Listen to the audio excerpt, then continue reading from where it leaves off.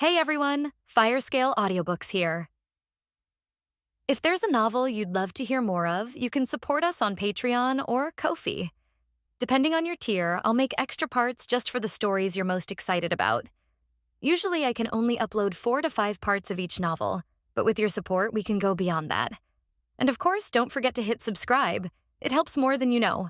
Body data scan completed. Consciousness is being uploaded. The emotionless female robot voice is transmitted to the brain through the game helmet, and the all-round surround sound gives people an immersive feeling. This is the experiential game of virtual reality. After the progress bar reached 100%, the game prompt sound came again. Player Sigli Hrasberg, welcome back to the world of Yggdrasil. I wish you a pleasant gaming time. As the AI disappeared, a countdown appeared below the viewing angle. Only the cold wind whistled past my ears, and the sky was covered by thick black clouds. This is the cold world of Helheim's eternal night, where the great underground tomb of Nazarick is located, and the main activity site of the Ainz Ooal Gown guild. It looks deserted, but it is actually a very lively place. Some players are like crazy, always liking to attack Nazarick as if it were a demon cave. I remember that the largest scale of the crusade reached thousands of people, and the result was naturally that all the invaders were wiped out. Ainz Ooal Gown once again created a brilliant record. Sig's thoughts gradually drifted away, recalling the scenes of 3 years. The following is a memory. Many people had gathered in Nazarick's conference room, and from time to time, there were sounds of heated arguments. Albert, we should prioritize dealing with Flame Surat. This was decided a few days ago. Takamai, wearing silver-white armor, argued righteously. Albert looked relaxed. Otherwise, Tachi is always willful. If we don't hunt the frost dragon, we won't be able to meet the special job transfer requirements of some members. It's you who is being willful. We can't just focus on efficiency. I didn't. It started again. This thought appeared in the minds of the people around them. The quarrels between the two have become commonplace. If it weren't for the game, they would probably have helpless expressions on their faces. Unfortunately, even the top DMM games today are still technically unable to make the characters' expressions change according to their emotions. Even the currently most popular Yggdrasil is no exception. Yggdrasil, also known as the World Tree, attracted widespread attention as soon as it was released, and attracted countless players with its wide map and high degree of freedom. There are hundreds of races for players to choose from in the game, which are mainly divided into 3 categories: human race, subhuman race, and alien race. Different races also have different characteristics. Humans do not have racial professions, so they have the most professions to choose from and have more possibilities.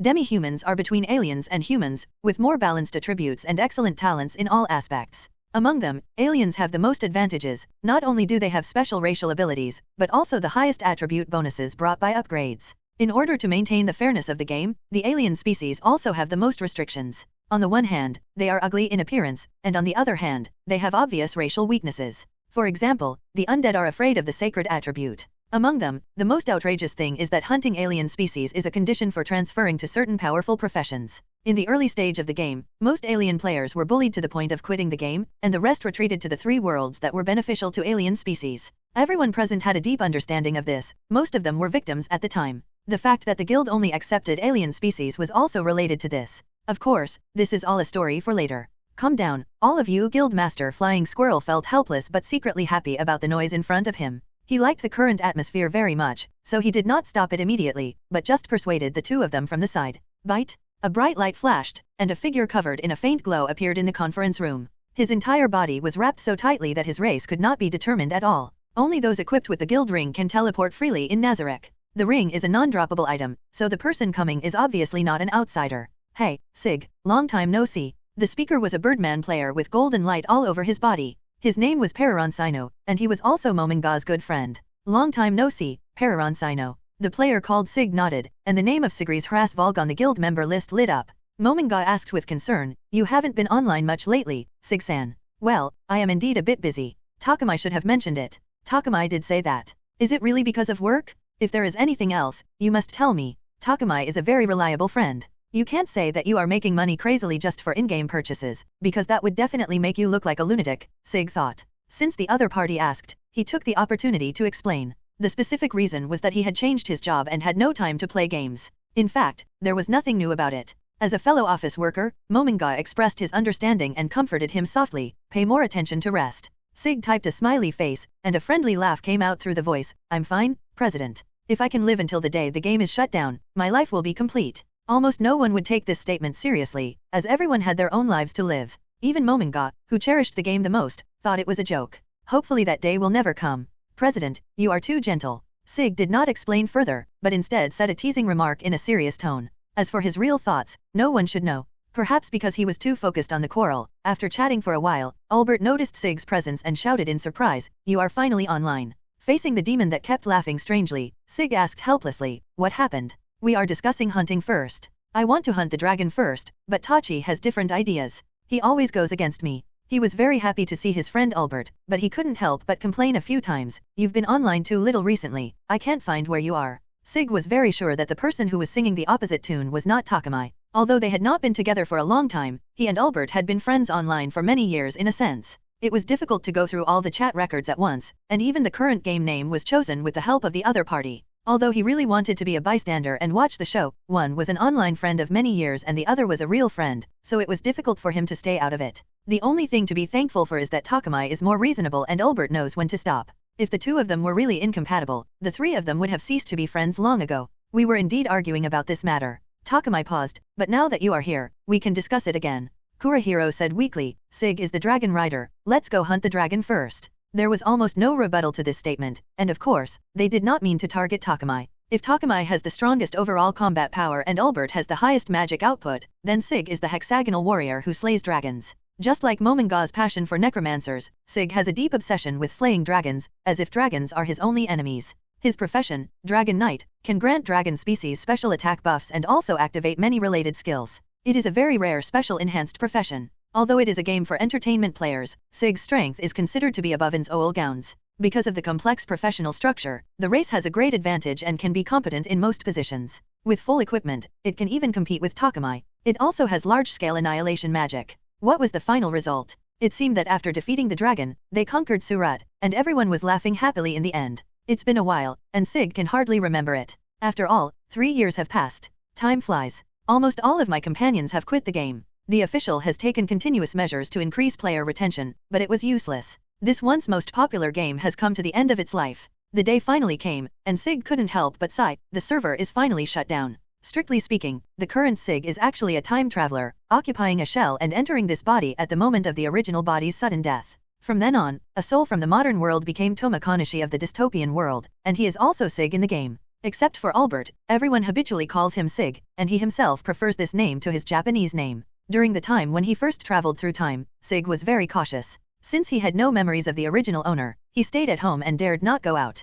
He could only get information through the internet. Fortunately, his interpersonal relationships are not complicated. He has no relatives, was just fired from the company, and doesn't even have a pet. He only has one online friend. With the help of the information in the chat records, he quickly became familiar with this netizen, and it was he who pulled him into playing Yggdrasil in the first place. Even the name of the game was chosen with the help of the other party. It is said that it was based on Norse mythology, and the other party named it Albert. In order to avoid repeating the same mistake, he exercised to get into better shape and found a job as an auxiliary police officer. As a former office worker, Sig was able to handle his job easily and play games smoothly in his spare time. During a chat with my police partner, I learned that he was also playing the same game, so I added him as a friend. By the way, his game name is Takamai. Albert and Takamai, these two names are really familiar. When Sig searched for the release information of Yggdrasil on the internet, he felt something was wrong. After some investigation, he finally understood where he had traveled to. This is a novel called Overlord, which tells the story of Momonga's adventure across the alien world with the great tomb of Nazarick at the last moment of the Yggdrasil server shutdown.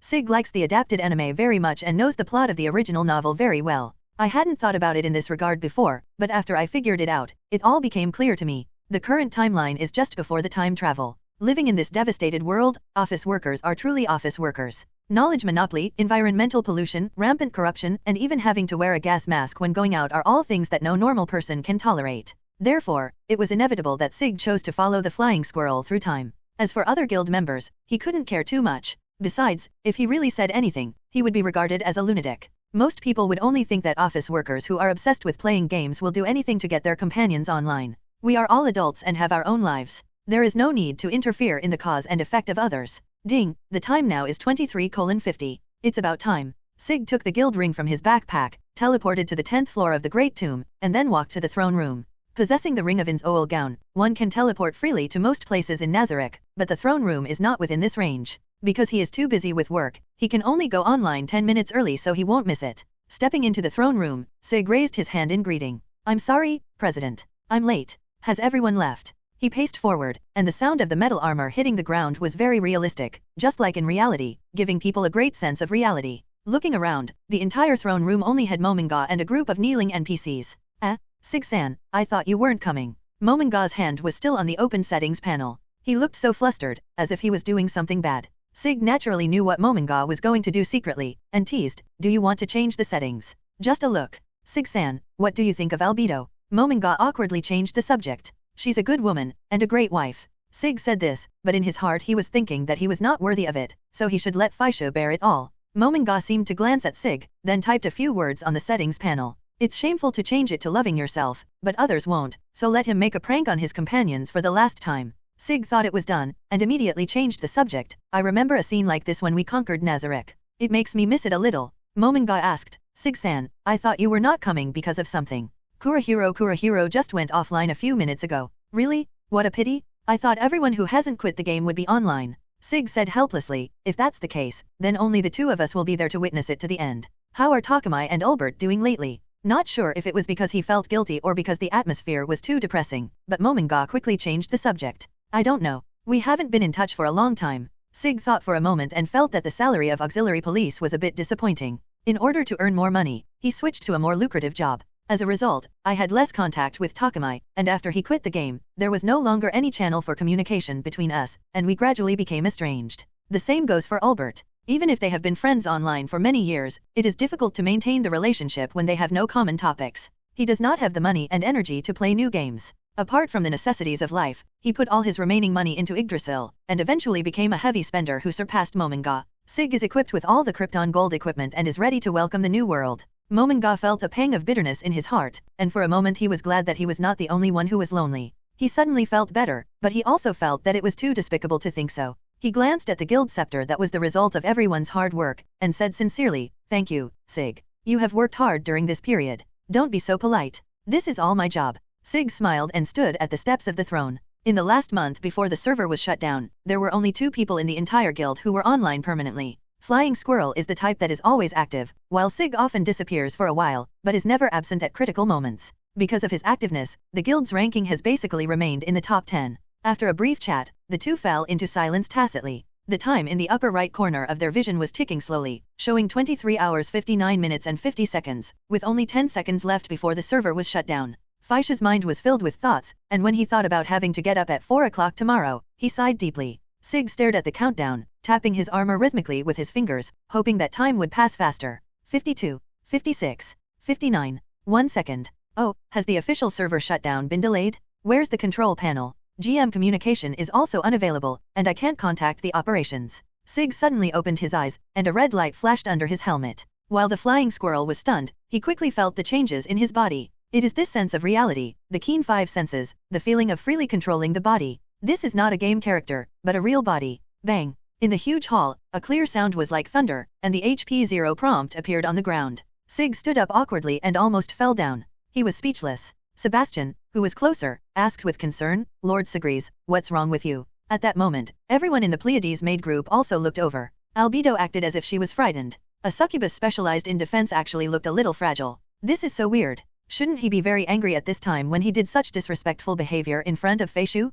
Is he tolerating it because of his supreme status? It's okay, just a little surprised. Sig calmly put away his tail. It seemed that he couldn't control his new body immediately. President, have we traveled through time? Sig-san, why are you suddenly saying this in such a serious tone? It feels so weird. I am discussing this matter very seriously. What should I do next? Hearing their conversation, Albedo blushed and fluttered her wings, looking like she wanted to say something but didn't dare. Master Mominga, Master Sig. Master Sagres, please forgive me for not being able to explain what time travel means. Mominga sighed. It's all right, Albedo. I'll ask you about it later. It felt strange to be treated so respectfully suddenly. He was just a small clerk and had never seen such a scene before. Sig must have felt very uncomfortable. He's happily chatting with the NPC? I'll go out and do some reconnaissance, then share my vision with you and test your abilities. I'll leave the rest to you. After getting some information, Sig turned to Mominga and said. Mominga thought for a few seconds and nodded slowly. Well, be safe. Although safety is the top priority, the target will be too big if 2 people are together. If they are suddenly attacked, the other person can still provide support. The most important thing now is to collect intelligence. Sig used teleportation magic to disappear from the spot. Mominga gave orders to the NPCs, and the Great Tomb of Nazarick quickly took action. Lord Sig. Albedo hesitated, her golden eyes revealing complicated emotions. Looking around, the environment around Nazarick has indeed changed a lot. The desolate land of eternal night has been replaced by an endless grassland, and the clear sky is full of shining stars. Sig's eyes widened slightly. Whether in the game or in the modern world where he used to live, it was difficult to see such scenery, not to mention the place where one had to wear a gas mask when going out. I lifted my helmet and took a breath of fresh air. I could smell the mixed scent of soil and grass. It felt so real. It would be foolish to still be concerned about whether or not he had traveled through time, as this was not something that could be achieved through games, but he was very curious about how Mominga's skeleton body worked. Hello, can you hear me? What's wrong, Mominga? Ah, it actually connected. You must be Sig, right? It's me. I'm sorry, not the GM. Don't joke around now. What is the situation around Nazarick like? Sig closed one eye, and a black spherical object appeared floating in the air next to the flying squirrel, with an eye-shaped pattern printed on it. Sharing vision. It's a bit of a problem, you can see for yourself. The scene before him made Faisha fall into silence. He believed that what he saw was an illusion, but he knew that it was most likely true and he really wanted to escape from reality. Sig gave Faisha some time to digest the information without any long-winded complaints. After ending the communication, he stayed here quietly for a while alone and admired the scenery. Until a slight noise came from behind, his sharp ears moved and he noticed something obviously different. I think that with the NPC's strength, it would not reveal such a big flaw. It is very likely that he was let know on purpose, so let's just go with it. Who? As expected of Lord Sigli, you easily saw through my concealment.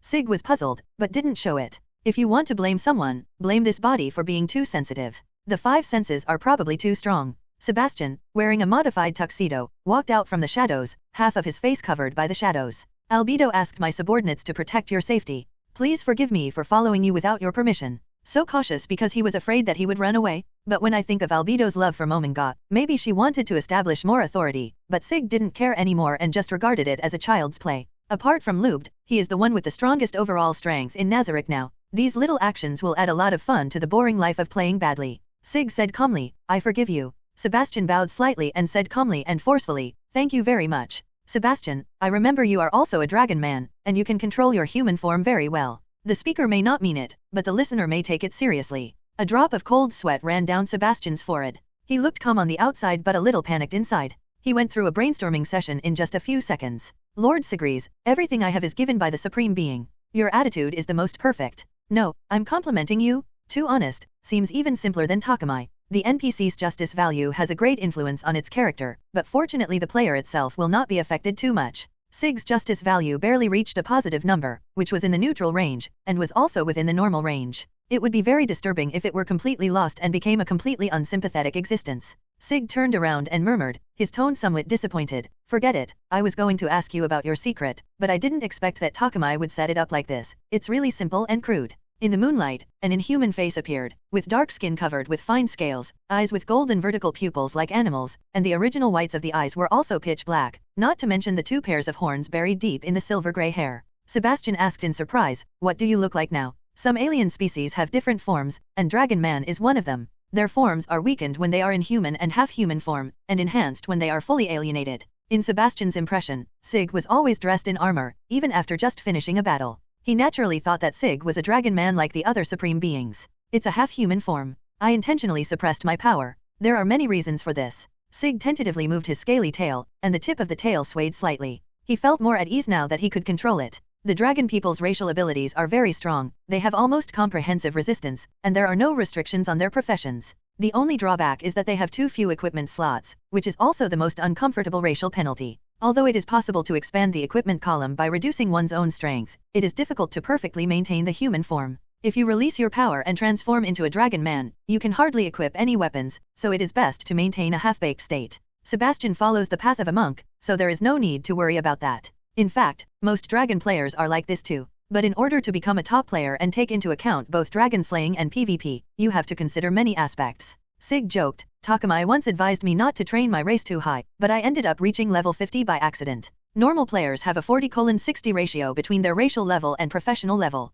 It's rare to see a 50:50 ratio like Sig, so it's appropriate to call him a specialized race. Lord Takamai. Sebastian showed a curious look, and just when he was about to continue asking, an angry voice interrupted him coldly. Sebastian, what are you doing? Both of them are wearing suits, but Sebastian is a noble gentleman butler, while Demiurge, who is a demon, gives people a completely different feeling. In comparison, he is more like an elite who shuttles between workplaces, with a typical oriental face. But these external things cannot conceal his evil temperament, and one can feel that he is a treacherous devil. but in reality, demons are one of the races that are most committed to their promises. Demiurge offered his loyalty as soon as he came up. Lord Sigris, Lord Mominga is summoning the guardians to gather at the arena on the 6th floor. Do you want to go with him? Gathering together means loyalty. This should be the order that has just been issued. I don't think there is much to say. It's better not to get involved. Sig calmly refused. No, I have more important things to do. I believe President Mominga can handle it alone. Oh, is it because of that?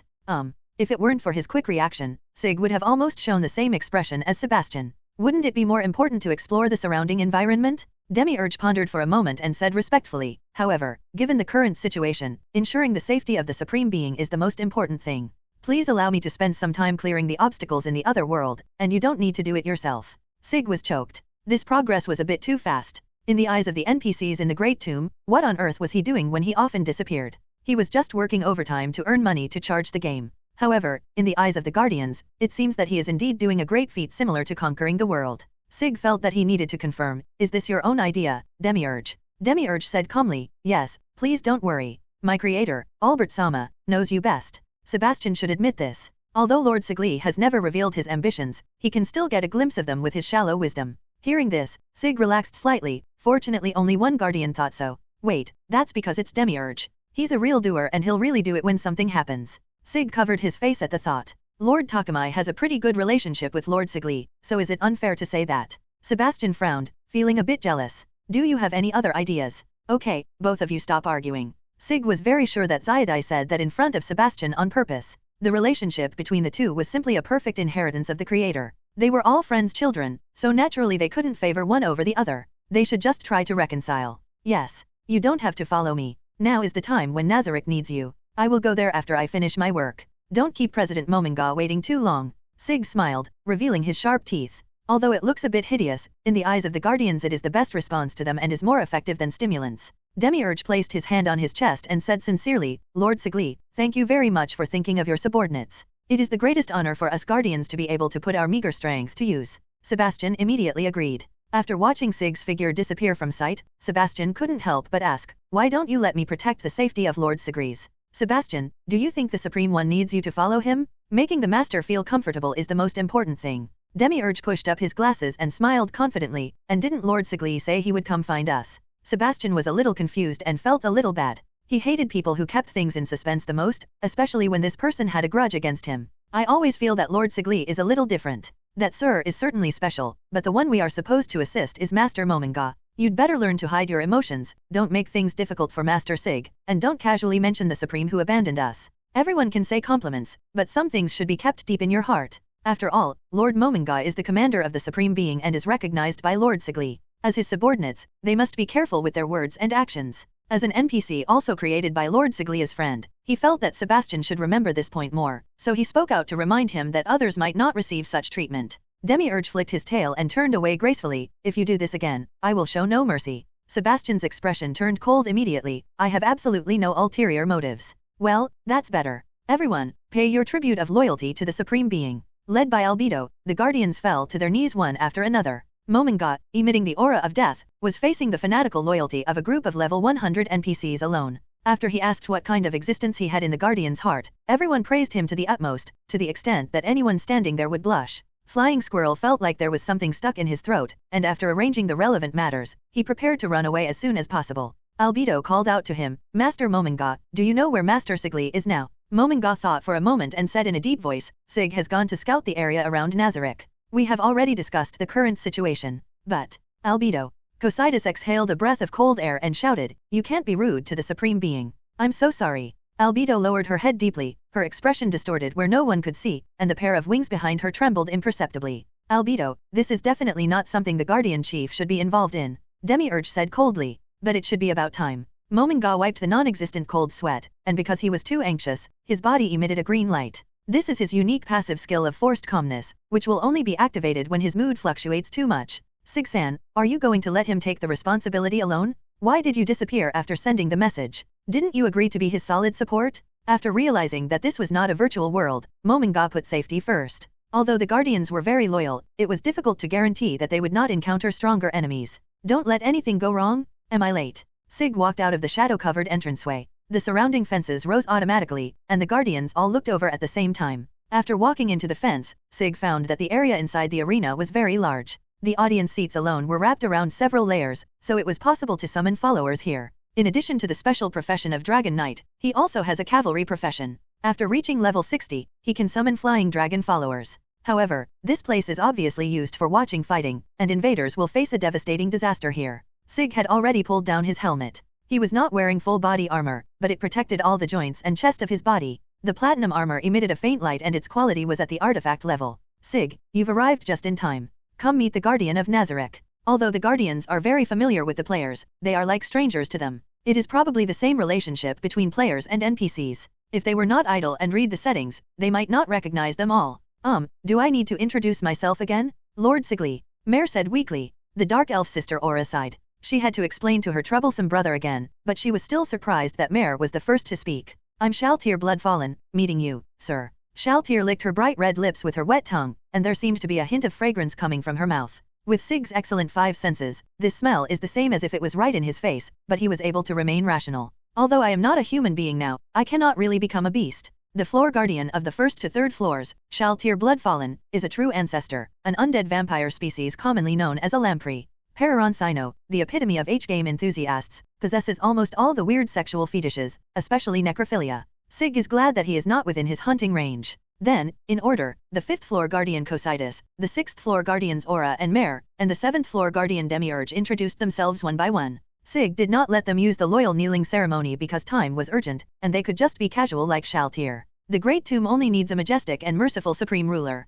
Sig's role is a perfect assistant. He is casual and does not like power, so there is no need to maintain a majestic image too much. I am Albedo, the Guardian Chief, and I am honored to meet you, Your Excellency. Albedo bowed slightly in salute, selectively ignoring the fact that her pure white dress was covered in dust. Considering his current status, Sig nodded in response, controlling his words between dignity and kindness as a qualified member of society. You probably know that my full name is Sigris Hrasva. If you must add the word sir, just call me Sir Sig. That's what everyone calls me. Everyone? That means the other supreme beings. Albedo's expression was stiff with surprise. The Guardians and Sebastian were also very nervous, as if this was more serious than scolding them. The change in atmosphere made Sig feel a little regretful. He had underestimated the status of the supreme being, but he did not think there was anything wrong with this method. Actually, I prefer the name Sig-sama. If you don't want to be called that, forget it. An abnormal and distorted expression appeared on Albedo's face for a moment, and then it returned to its perfect image. I understand, Master Sig. No one objected, he was worthy of being the chief guardian.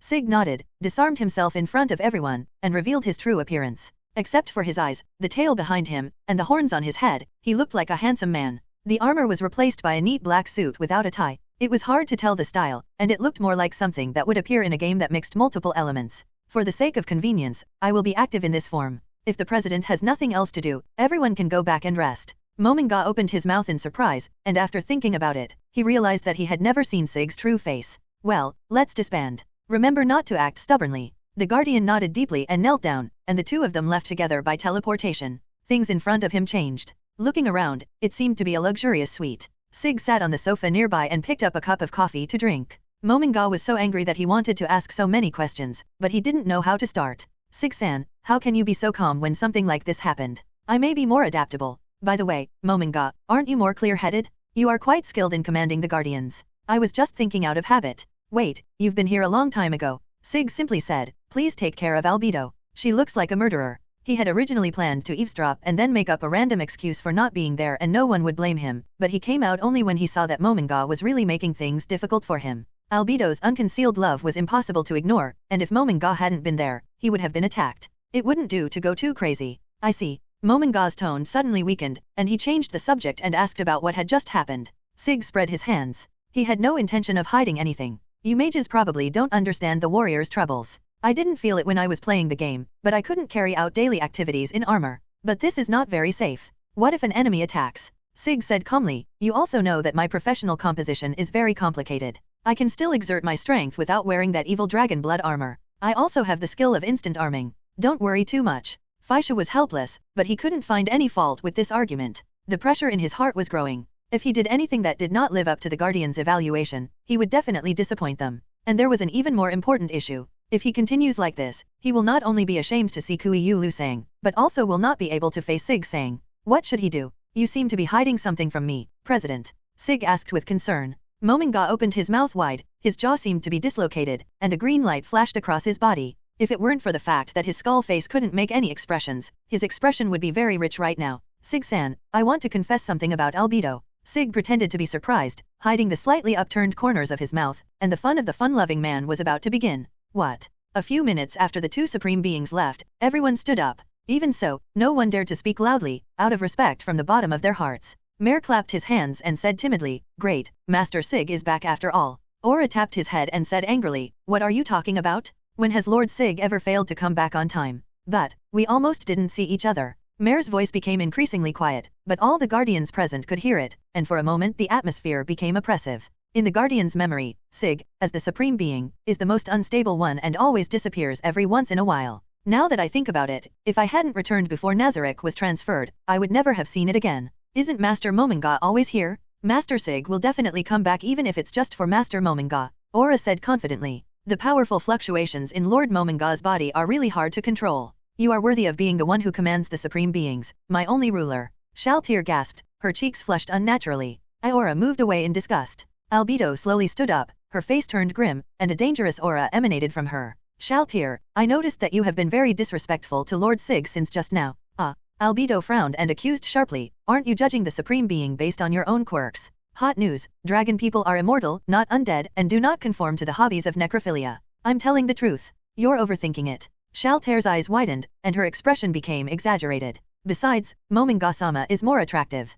Cocytus exhaled a breath of cold air and said in a muffled voice, Shaltir, you are so disrespectful. BCH. Albedo, calm down too. The 2-meter-tall insect king fell into silence. He really couldn't understand the war between women. The two children, Mare and Aura, didn't understand much about this and stood by and watched. Sebastian was a little impatient and anxious, and it was obvious that his attention was not focused on the quarrel. He was hesitating whether to serve the Supreme Lord, and what to do if the two were not together. After not much thought, he decisively decided to prioritize Mominga-sama, even though he wanted to be closer to Sig-sama, but it was indeed as Demiurge said. I am going to serve the Supreme Being. I cannot keep you waiting too long. Sebastian trotted away, fearing that someone would stop him from behind. Demiurge gave a meaningful look. It was just an argument about charm, which was actually harmless. He believed that the two supreme beings would not be angry about it. If the two of them were arguing over one, he might even look forward to the result. However, if it develops into two factions, it will inevitably lead to disharmony within Nazarick, which is definitely something that both adults do not want to see. The Supreme Being has created their different personalities, but Lord Sig has just hinted to him that Nazarick must be unified, so he should take this opportunity to remind the other guardians. Albedo, Shaltir, please stop for a moment. I don't want this argument to continue. Lord Sig and Lord Mominga are good friends. You should get along with each other, or you will disappoint them. Disappointment leaving? Shaltir and Albedo looked at each other and quickly reached an agreement. Even though they were arguing, their loyalty to the two Supremes was unquestionable, as was their respect for them, as arguing over a minor misstep would indeed hurt harmony. If this affects the two adults, they would rather commit suicide. The surrounding guardians all nodded in agreement. Albedo tucked her hair behind her ears and said, Shaltir, I think we can end this topic now. Don't let me hear your disrespectful words in the future. I'm sorry. I admit that I made a mistake. In fact, Pararon Sino-sama is set up to become relaxed when facing Sig-sama. I didn't mean to be disrespectful. I see, this is actually the setting of the Supreme Being. But I advise you not to have any strange thoughts about Sig-sama. Humph, I won't. I want to keep Master Mominga all to myself. Just you? Humph. Do you have any objection? Damn violent gorilla, Shaltir complained secretly. Nothing, that's all. Tisk, just a stupid lamprey who is interested in corpses. Albedo is very confident that Lord Sig will not like a woman with big breasts and no brains. But it's better this way. Although I don't want to admit it, Shaltir is indeed a strong rival, and she can have Lord Sig all to herself. Sig, who has a hobby of collecting props, is the only guild member who has not created an NPC, so there will be no situation where other people share the pets, which is very good news. Albedo returned to normal, turning back into a dignified and beautiful pure white demon. Alright, guardians, let's assign tasks. Flying Squirrel, do you want to have a PvP game? At this moment, Sig was wiping the spear in his hand, and the black tip of the spear flashed with cold light. Gunniger is made of branches of the world tree. The oath made on the spear cannot be regretted and will be fulfilled. It can be thrown to penetrate everything. When thrown, it is like a meteor streaking through the sky. It is also called the meteor spear. One of the world-class items held by Ainz Ooal Gown was snatched by Sig in the guild war. With the permission of other guild members, he personally holds it and uses it as his main weapon. In the past, faced with such an invitation, Faisha would have gladly accepted it. Although he is a PvP expert, he has never defeated Sig. He is like a high wall blocking one's way. Competing with him makes one feel the joy of defeating a strong enemy. But given the current situation, it is obviously not a good time. Forget it. What if I can't be resurrected? Although magic can be used in this world, I haven't been able to verify resurrection magic yet. Sig nodded in agreement, as sensible as ever. By the way, why don't you change the setting so that Albedo loves Mominga? If you don't tell anyone, no one will know. I think that's more reasonable. Sig-san, how could I do that? Isn't Albedo your ideal type? Mominga said very understandingly. Sig looked confused. Huh? When did I say that? Pararon Sino and Bubble Teapot were there that time. You said you liked a lady who looked gentle and ladylike but was actually very domineering. When I saw Albedo's setting, you were the first person I thought of. That being said, Albedo is the child of the Emerald Record. Sig was devastated. Although what he said was true, Albedo's personality could not be summed up in one sentence. That kind of love had reached the level of Yandere. Sig got goosebumps when he thought that Albedo blushed because of him and her expression was distorted because of him. But the change of Albedo's settings was really an accident. I thought the server was going to be shut down, and somehow I made the change. Mominga felt that he was quibbling, so he prepared to kneel down and apologize. Sig covered his face helplessly. Forget it, things have come to this point, I can only accept it. Mominga comforted her softly. Albedo's appearance is one of the best in Nazarick, and her personality is also very good. She is simply a perfect girlfriend, but don't get me wrong, I won't have any other thoughts. A friend's wife should not be bullied. I can't do such an immoral thing. Sig looked hopeless. If he had known, he wouldn't have said anything more and shouldn't have gotten along so well with Faishu. Perhaps because he saw that the comfort had the opposite effect, Mominga made an excuse to go out for a walk to relax, but Sig was in no mood for that now. He waved his hand and prepared to go back to his room to rest. Sig-san, don't worry. If I see the Jade record in the future, I will be responsible for explaining it. The smile Sig just forced froze. Thank you so much. The 9th level of the Great Underground Tomb of Nazarick is the luxurious royal suite that serves as the residence for guild members. Sig walked through the spacious corridor. The smooth marble-like floor reflected the light from the ceiling, and he could see the gorgeous chandelier when he looked up. Even people who are well-informed have to sigh at the extravagant and inhumane decoration. From the outside it looks like a white castle, and it is obvious with the naked eye that a huge amount of effort has been spent on it. There are not only private rooms for guild members and NPC rooms, but also various facilities such as living rooms, reception rooms, round-table conference rooms, offices, etc. In addition, there are large baths, cafeterias, beauty salons, clothing stores, grocery stores, nail salons, and other facilities, covering all daily entertainment activities. Although these were meaningless facilities in Yggdrasil, they are now ready for use.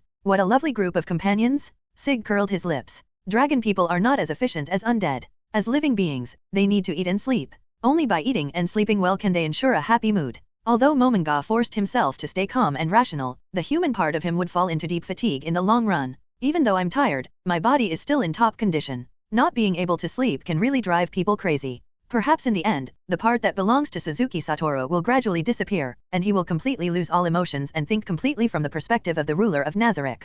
I believe Mominga has also realized this. Changing race is like deleting the account and starting over, which is obviously unrealistic. Sig wasn't too worried. If Mominga really cared, he would definitely reveal something to him. If I don't think it's a big deal, then he doesn't need to say anything. Looking at the exquisite clock on the wall, it is now 9 o'clock in the evening. There is a restaurant on the 9th floor that is exclusively for guild members to dine in. I remember that it was designed by Tian Muyaik, who is the head chef of the restaurant in real life and is very knowledgeable about this aspect. Although it was past dinner time and no one would refuse to cook for him as the supreme being, it was still not advisable to become such a black-hearted boss. While he was thinking, 3 maids appeared from the corner. After seeing the person in front of them, their laughter stopped abruptly. They all knelt on one knee and bowed their heads at the same time. Even their shouting was in unison, as if they had been rehearsed. Greetings, Lord Sigris. Sig had originally thought that the other party might not recognize him in his current appearance, so he could just fool him. However, it turned out that the other party recognized him easily. He and Sebastian were the only dragonmen in Nazarick, so they were not difficult to identify based on their race.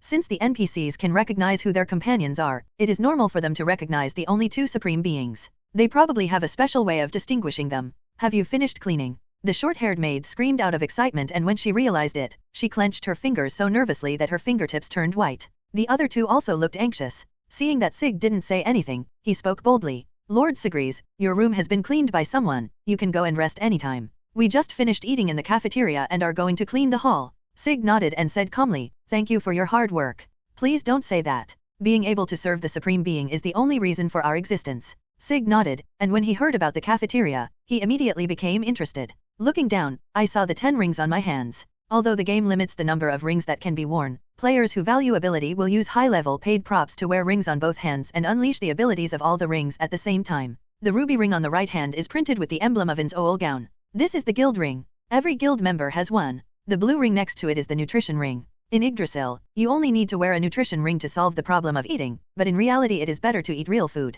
Sig took off his nutrition ring and murmured, I wonder what the food in Nazarick tastes like. After Sig walked away, the three maids belatedly stood up, feeling as if they had just had a dream. They actually got to talk to the Supreme Being, which was something that the lower-ranking servants could not even imagine. Lord Sigris is so gentle. Keep your voice down and don't disturb Lord Sigli. It should be all right. Lord Sigris has gone far away. Lord Sigris is such a handsome man. The other two nodded. Sig tilted his head and sighed helplessly. I can hear it all. The reason he didn't want to be recognized was because he was always called Lord Sigris, which made him feel like a parrot. In comparison, he could barely accept Lord Sig. When I pushed open the door to the cafeteria, I saw a long table covered with a white cloth, which was neatly arranged, with several stools placed on both sides. There were also maids walking around, most of whom had already finished their meals and preparations. Sig noticed a row of shelves on the side, 3 in total, almost full of food. That was the buffet counter. The 41 maids of Nazarick are all androids, and have a selective racial penalty that increases their appetite, so food must be prepared in sufficient quantities. Crispy bacon, corn chowder, onion soup, sausage, French fries, Danish, and cheese. After a quick look, Sig found that all the dishes here were Western. If possible, he wanted to eat something that could fill his stomach. He walked up to the masked manservant and said, well, I want juice and beef. If you have bread, you can have one. The male servant, enveloped by the horrifying aura, immediately knelt down and saluted, his body shaking unconsciously. Sig then realized that he had forgotten that the other party couldn't speak, which made him a little annoyed as he had specially used concealment magic. It seems that it is okay if the distance is far, but once you get too close, you will still be recognized quickly. What happened? The door of the cafeteria was opened again, and a butler appeared with a butler's assistant. Ah, here comes the penguin. Why come at this time? The maid's attitude towards penguins can't really be described as good, but that's understandable. Because he always talks big about ruling Nazarick, even if he is the supreme being, it is inevitable that people will become unbearable if he keeps saying such things. While everyone was not paying attention, Sig teleported over, picked up the penguin and closed the cafeteria door. The butler stood by with a confused look on his face. The butler's assistant, Ukulele, is a birdman, level 1 only, and was made by Red Bean Bun Machi. It is said that the level is set so low in order to match the setting of wanting to rule the great tomb of Nazarick and avoid chaos. Greetings, Lord Sigris. After being put on the ground, Ukulele immediately took out a small comb to tidy up his hair and straightened his bow tie, striving to face the supreme being with the most perfect posture. Sig suddenly thought of something. The butler is your subordinate. That's right. I command a total of 10 male servants. When Lord Sabas serves the supreme being, they are responsible for assisting in the management of some affairs of the 9th layer. Ukulele said proudly. He barely bent his chubby body, with his short wings placed elegantly on his chest. Logically speaking, the birdman should look like a bird of prey like Pararon Sino, but Ukulele redesigned the exterior model based on the rockhopper penguin. In Nazarick, the number of NPCs responsible for combat has reached saturation, and the most valuable thing about Ukulele is his cute appearance, although he has not become popular because of this. Sig stroked his chin, so it was the butler just now who notified you to come here. Yes, I have been working hard to rule Nazarick one day. Ukulele covered his mouth belatedly, and seeing Sig's unhappy face, he began to sweat profusely. The male servant behind him was so frightened that he dared not make a sound and stood at attention nervously. It would be fine if I said this in private, but I didn't expect to actually say it in front of the Supreme Being. I wonder if I will be punished. Even if it is the setting of Red Bean Bun Machi Lord, if Lord Sigli, who is also the Supreme Lord, feels disgusted by it, it will not be enough for these slaves to commit suicide to apologize. Sig frowned, thinking. To be honest, he didn't care much about these. Mominga was in charge of ruling Nazarick, and his life was destined to be just about eating and drinking well. Oh, and sleep well. The point is that the food that was about to reach his mouth flew away. He was indeed a little hungry. How could he express his desire to eat in a tactful way? By the way, if you meet someone in the cafeteria, unless they are people with a slightly low IQ like Kangda and Shaltir, or people with superb intelligence like Demiurge and Albedo, you will know what they are here for. Ukulele, I can forget about the nonsense you said. After all, that's how red bean wrapped machi is made. But you have to keep my visit to the cafeteria a secret today. As you command, Lord Sigli, may I ask you why you are here? Is it because the food in the restaurant is not to your taste? After asking the question, the penguin showed a serious expression on his face, with his eyes flashing with seriousness. I met a maid coming out of the cafeteria on the way, so I thought I'd try eating in the restaurant. Sig answered simply and clearly. I'm very sorry. I presumptuously speculated on Lord Siglia's thoughts. I'm sorry to disturb your meal. Ukulele puffed out his chest, with his 2 short legs hidden under his fat belly.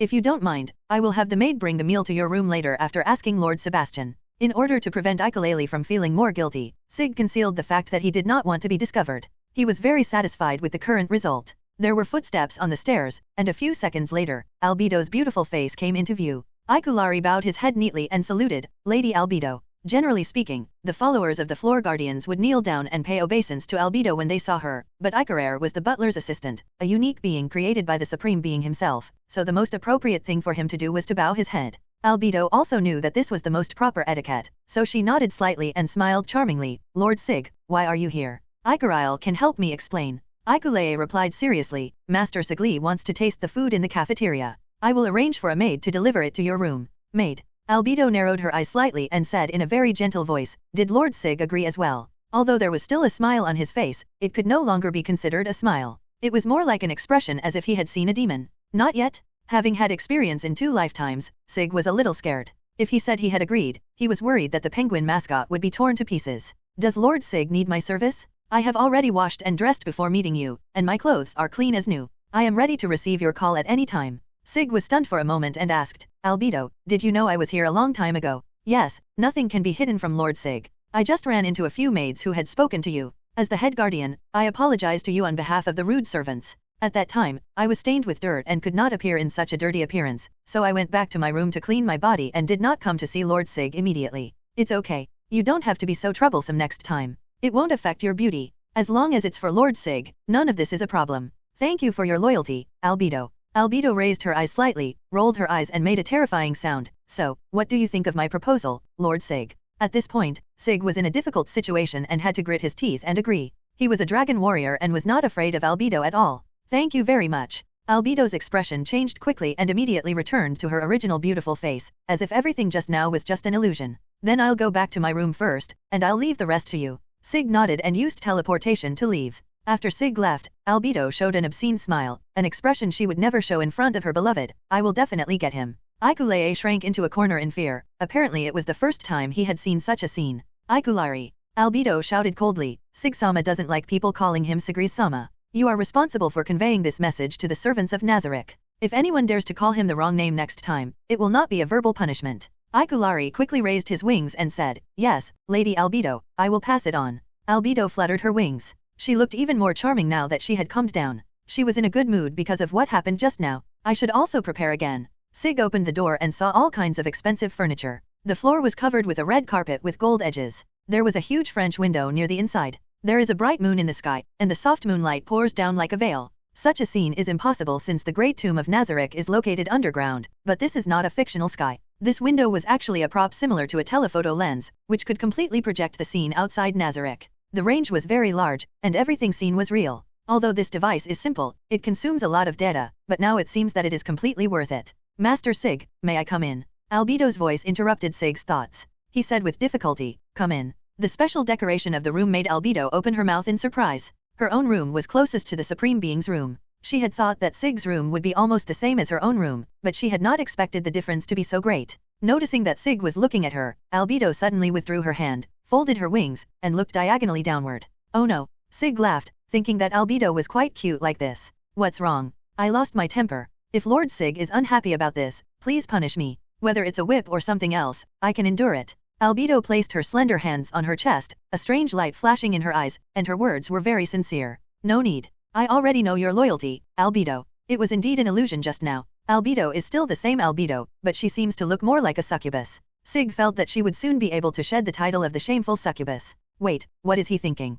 Compared to Momonga's occasional thoughts and then feeling guilty, Sig now only has an appreciative attitude towards his friend's children. He is a workaholic and has led an abstinent life for a long time, but that doesn't mean he is good at dealing with women. Thank you for your generosity. By the way, besides the maid who cleans the room, Albedo, you are the first guardian to come into my room here. After the design was completed, it was Sig's first time entering the room. It was normal for him to be surprised. He himself marveled at the luxury of the decoration. It's my honor, Lord Sig. Albedo tried her best to suppress her excitement and replied in a calm tone. But every movement of hers revealed her true thoughts. Her wings trembled uncontrollably and her body shook uncontrollably, as if she would pounce on him in the next second. Fortunately, Albedo was still very reserved. She just stared at Sig with her shining golden eyes, and her oval pupils were about to turn into a heart shape. With such enthusiasm, he can still cope with it. Don't underestimate a mature member of society. His acting skills are definitely maxed out. Sig hummed and said calmly, Albedo, what food did you bring? I'm a little hungry. Can you introduce it to me? Albedo immediately returned to her former role as the Guardian's chief steward, speaking professionally and gently, I'd be happy to do that.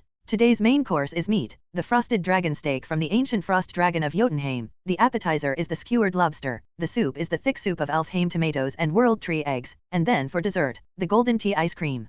Considering it's getting late, I didn't prepare coffee, and the drink I prepared is the juice of the fruit of the Alfheim elf tree. Albedo finished her introduction like a chant, gently spread her wings, and looked at Sig expectantly. Sig nodded in agreement. Although there were no steamed buns to eat, considering the appetite of this body, eating meat would be more filling. This kind of thing should have been done by a maid, but it seemed that Albedo had put a lot of thought into it to be able to do it to this extent. Although it may sound strange for dragon people to eat dragon flesh, it is not actually cannibalism. Because of their powerful characteristics, dragons often appear as bosses, and the experience points and dropped items are very considerable. Even many job transfer tasks require killing a certain number of dragons. In the early days of the guild, in order to quickly level up and climb the charts, a dragon hunting craze was set off, and almost all members of Ainz Ooal Gown were mobilized. According to the setting, dragon people have no blood relationship with dragons, are not a branch of the dragon clan, and are an independent alien species. Because of their multifaceted racial characteristics, they have always been popular in Yggdrasil. Demons were the first to be determined, and subsequently a series of similar races were introduced.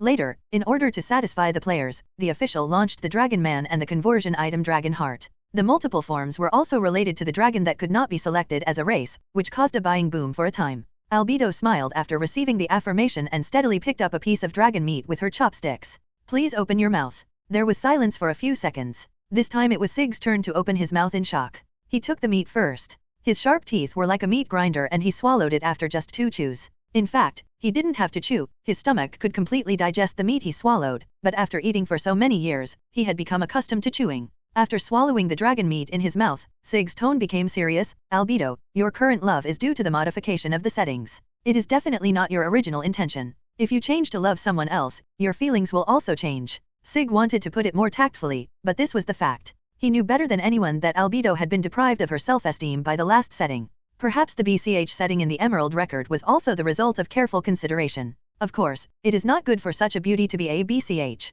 Albedo asked in a low voice, did it bother you? Sig didn't know how to answer for a moment. He was definitely troubled, but he wouldn't answer like that. I care more about your true feelings, Albedo. Do you understand what I mean? A smile appeared on Sig's lips, and combined with what he said, there was a very mysterious feeling, and the moonlight just happened to divide the room into 2 sides of light and dark. Albedo's heart was beating wildly, and her cheeks flushed with excitement, but the darkness concealed this abnormality very well. Although I think I'm fine now, I will try to follow Sig-sama's instructions and explore my heart. I won't let you down. Sig felt that it was enough to say this. As one of the 3 wise men in the Great Tomb, Albedo would definitely understand what he meant. The president will be very angry because I changed your settings if the Jade record is still there. No, Lord Jadeite will be grateful for Lord Mominga's good intentions, and Lord Sig will definitely make an excellent husband. Albedo came forward, exuding a fragrant scent. So, it is possible. How is that possible? Sig knows his companions very well. If the setting maniac Kuiula sees that his settings have been modified, he will definitely be so angry that he will curse.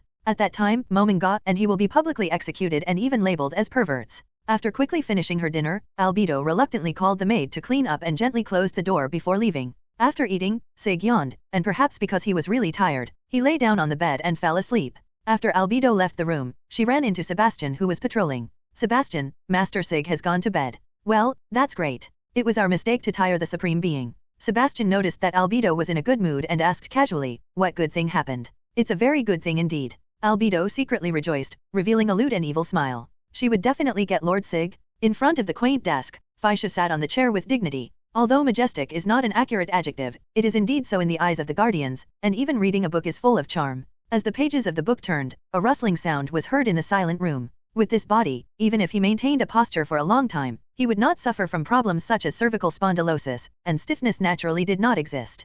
Faisha watched tirelessly for several hours. If you don't feel hungry or tired, it's easy to lose track of time, even though you're just trying to kill time. Albedo arranged everything in an orderly manner. Demiurge was busy communicating intelligence and building a defense network, and each guardian performed his duty conscientiously. Flying Squirrel suddenly didn't know what to do, and thought that he might as well discuss it with Sig again. The wisdom of 2 people is always better than his own imagination. Thinking of this, Mominga glanced at the other person in the room. Let Sebastian stay away when the time comes. There's nothing I can do even if it makes him unhappy. This should be the 2nd time I made him angry after traveling alone last time. But this is also necessary in order to protect the image of the Supreme Being in the hearts of those who keep it. Master Mominga, what can I do for you? Well, nothing much for now. Sig might come over later, so don't be surprised. Is Lord Sig coming over? Mominga noticed that Sebastian had become noticeably happier, with the smile on his face growing even brighter, and it was as if he had a strange sense of déjà vu. Even if it is said according to your own personality, there is no need to be so similar, Takumi-san? Sebastian looked up at the clock and asked, it's time for afternoon tea.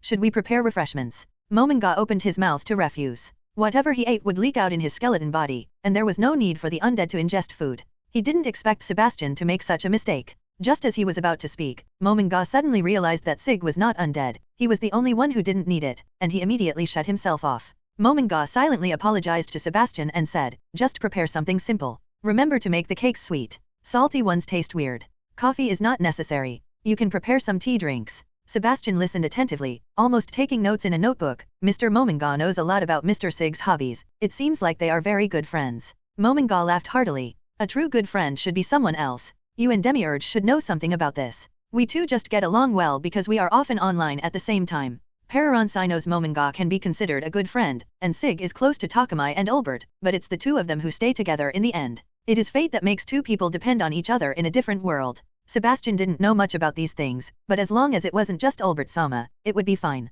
Demiurge's words really couldn't be completely trusted. He bowed his head slightly. Master Mominga, I will go and inform the chef to prepare now. Is there anything else to arrange? Mominga said very considerately, I will allow you to leave for a while. Yes. Sebastian pushed the door open and left with brisk steps, extremely fast, as if he was afraid of being stopped by flying squirrel. In fact, he is just capable in action. How can one speculate maliciously on a kind-hearted butler with a justice value of 300? Besides, Mominga wished he was left alone. Seeing that he was the only one left in the room, the ruler of Nazarick leaned his entire back against the chair, with his hands hanging naturally at his sides, finally able to assume a relaxing posture similar to GEU's. Alas, I am finally the only one left. Having guards follow you everywhere, you might feel proud and want to show off at first, but now there is only an indescribable feeling of torment. He had to be able to run around with his guards as he pleased, but he also had to maintain his dignity as the ruler of Nazarick at all times. Even though he was always surrounded by beautiful women, he would still feel the pressure of having his private life invaded. I really want to escape outside.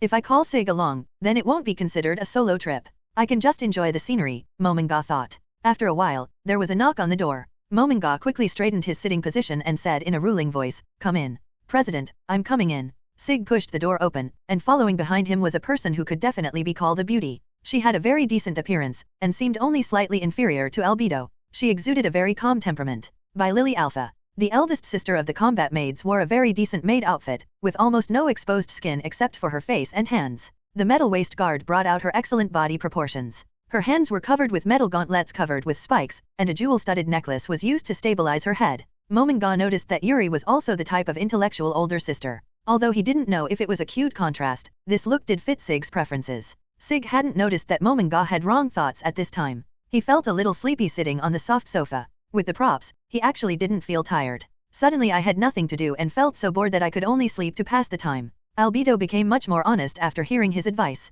When they met occasionally, she would just say hello normally and then devote her energy to work. She could always be seen busy. Sig felt relieved and envious. He originally thought that he could just relax and have fun in the other world, but without electronic products, he couldn't quit his job and wanted to go out. He is a LV1 language master who learned it by the way when he changed his job. Therefore, he has the special skill of quickly mastering other languages and is most suitable for going out to gather information. Just at this moment, Sebastian came back and the maid brought dessert. The table was filled with a variety of small cakes served on exquisite plates, and the teapot for black tea was a luxurious enlarged version, which was so exaggerated that it seemed as if a tea party was about to begin. Sig felt the chef's enthusiasm bursting out as if he had found a breakthrough. He prepared such a sumptuous meal for just an afternoon tea, and he knew clearly that Mominga didn't need to eat the food. Did he want him to eat it all? Although he does have a big appetite, it feels like I'm feeding him like a pig. If he doesn't finish his food, he'll be suspected of being dissatisfied. It's really a headache. Mominga said, you guys should withdraw first. Yes. The two supreme beings had something to talk about.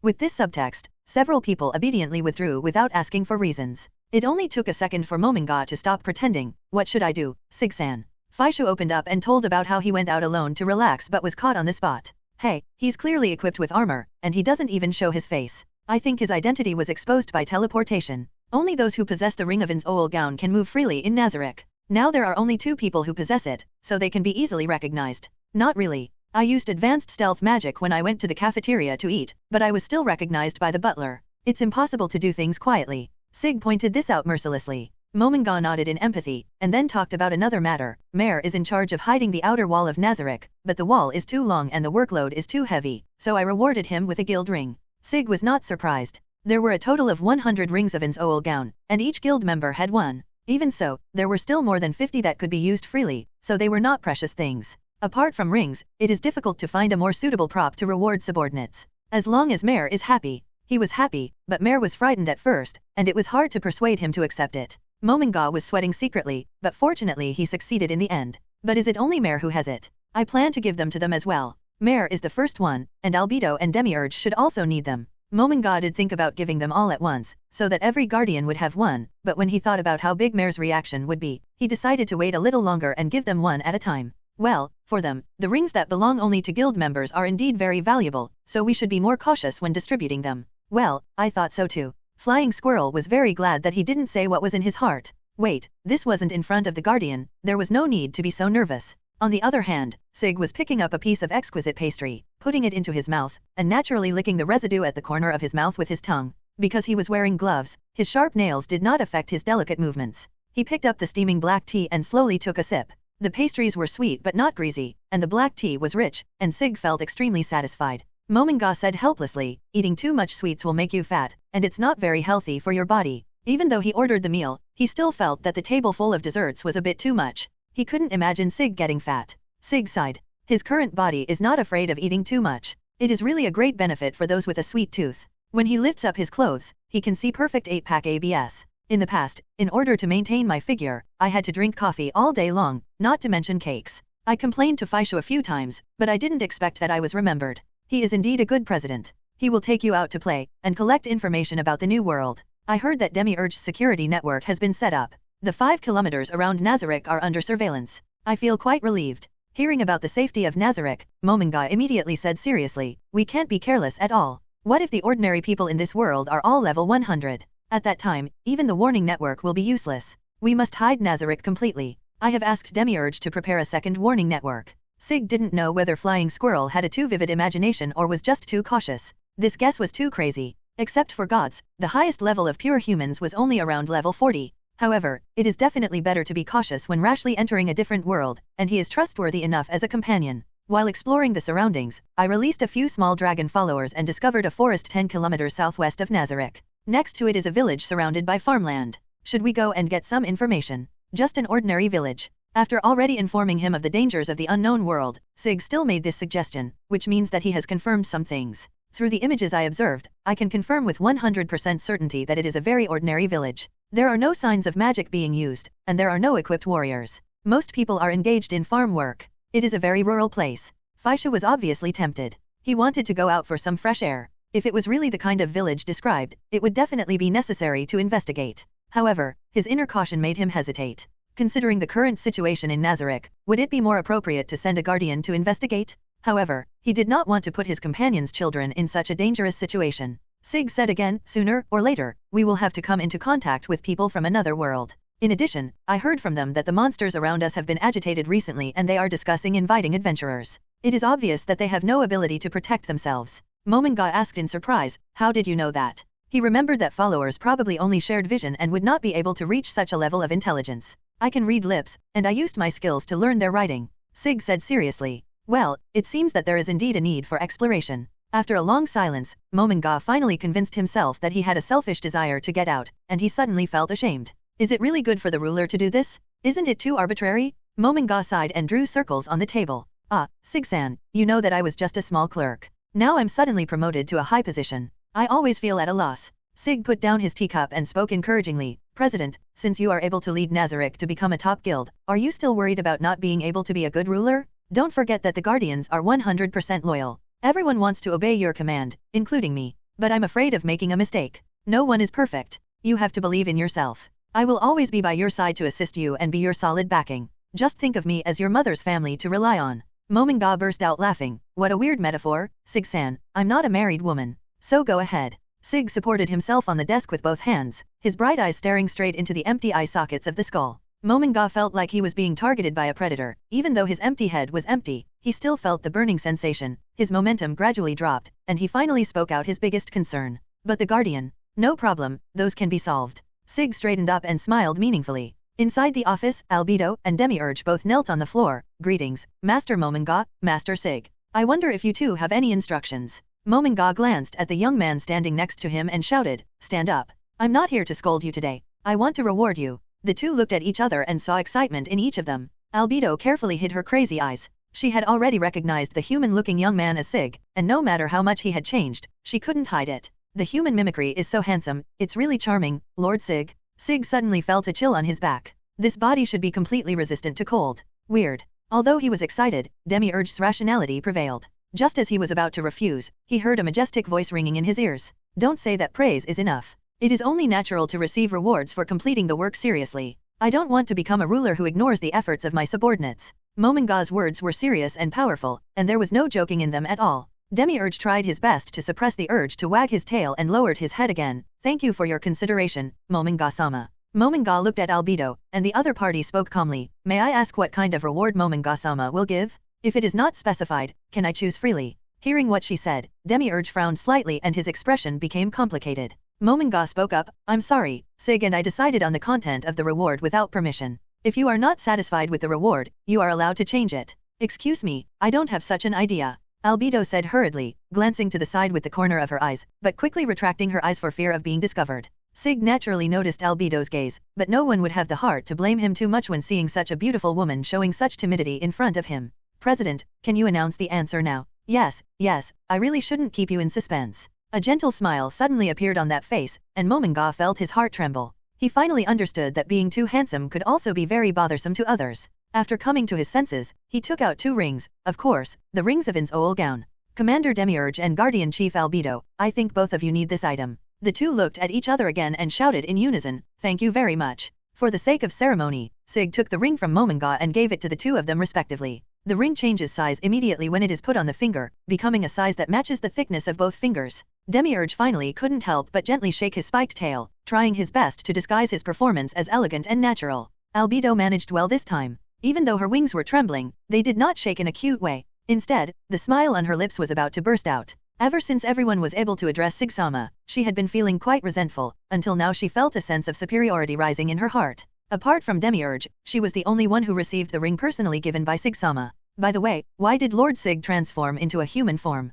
Demiurge asked puzzledly. This question had been bothering him since he entered the door, and he finally asked it after the dust settled. This question disrupted Mominga's expectations. He was supposed to start talking about exploring the village after awarding the ring, but he didn't expect to jump straight here. Sig, you explain yourself. I'm sorry, Sig-san, for pushing the problem onto you. Please don't blame me for it. Sig looked at Mominga to rest assured. His blue eyes gave people a very calm feeling, as deep as the sea, and his hair was also a mysterious pure black. Mominga covered his face. This world was really unfair. He regretted very much not buying the race conversion item together. Because I'm going to the human village to gather information, I've made some special preparations. The 2 wise men of Nazarick knelt down together. With servants like them around, how could they trouble the Supreme Being to condescend to do such a thing? But since this decision has been made, it means that the two have already discussed it, and it would be tactless for them to refute it. Albedo's beautiful eyes flickered as she spoke eagerly. In that case, please allow me to follow you as a guard. If we encounter an attack from an unknown enemy, I am specialized in defense and can be used as a shield.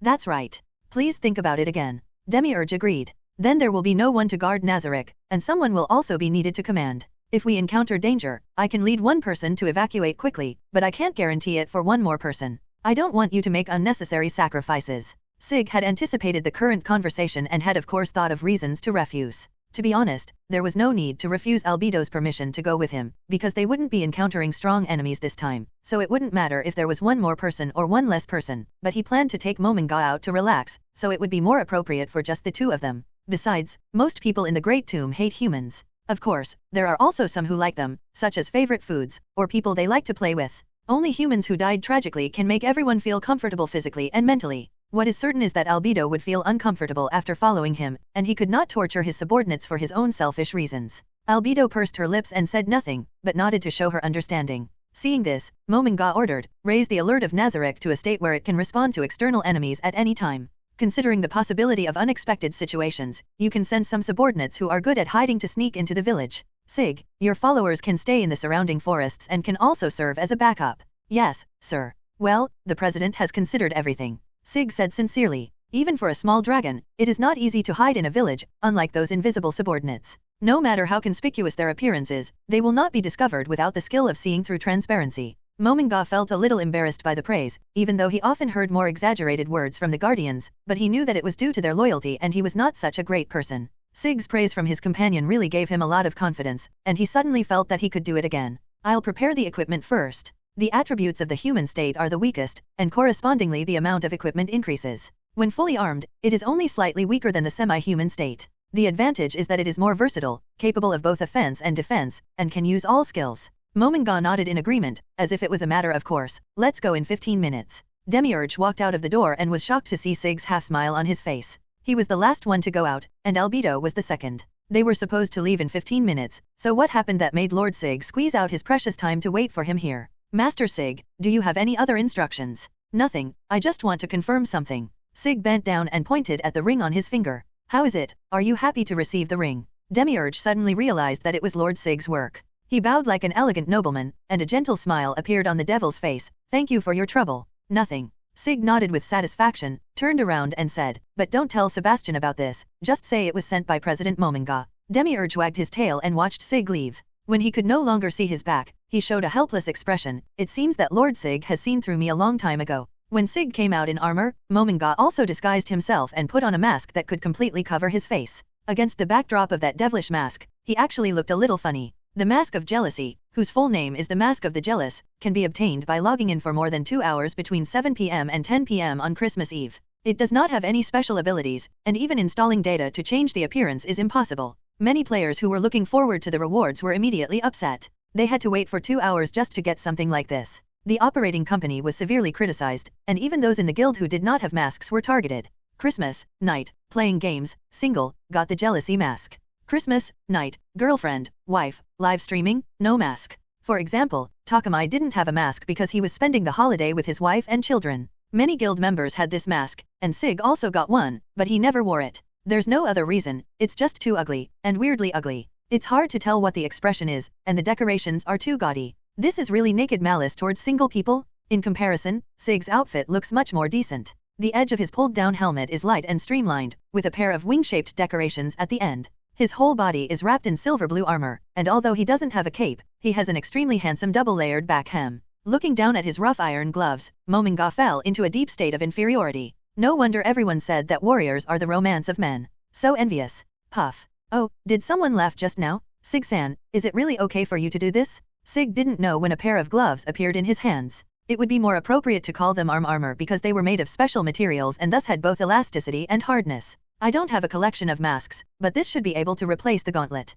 Its defensive properties are average, but it can increase the magic power a bit, so it's better than nothing. Mominga accepted it with tears in his eyes. It was a great help. The attribute was not important. At least the appearance was acceptable. Then he said the name of the magic. Portal. A teleportation magic that ignores distance, very useful in the Yggdrasil game. If an enemy attacks, Sig will carry the flying mouse and run away as quickly as possible. Considering that the enemy may have resistance to time magic, he will move faster with comprehensive resistance. Although such a thing would not happen, during the discussion phase, Sig practiced it with Mominga, but it was a bit painful to hold back his laughter. As the magic expired, the portal behind them slowly closed, and the two stood on a high place overlooking everything below. Mominga sighed. This is the village. It does feel very peaceful. What's its name? Sig replied, I think it's called Khan Village. Noticing that there seemed to be a noise coming from afar, Mominga asked in confusion, is it a celebration? It seems very lively. Although he shouldn't laugh at this time, Mominga is sometimes too innocent. Sig chuckled and said ambiguously, probably. Suddenly, a barely perceptible chirping sound came into my ears.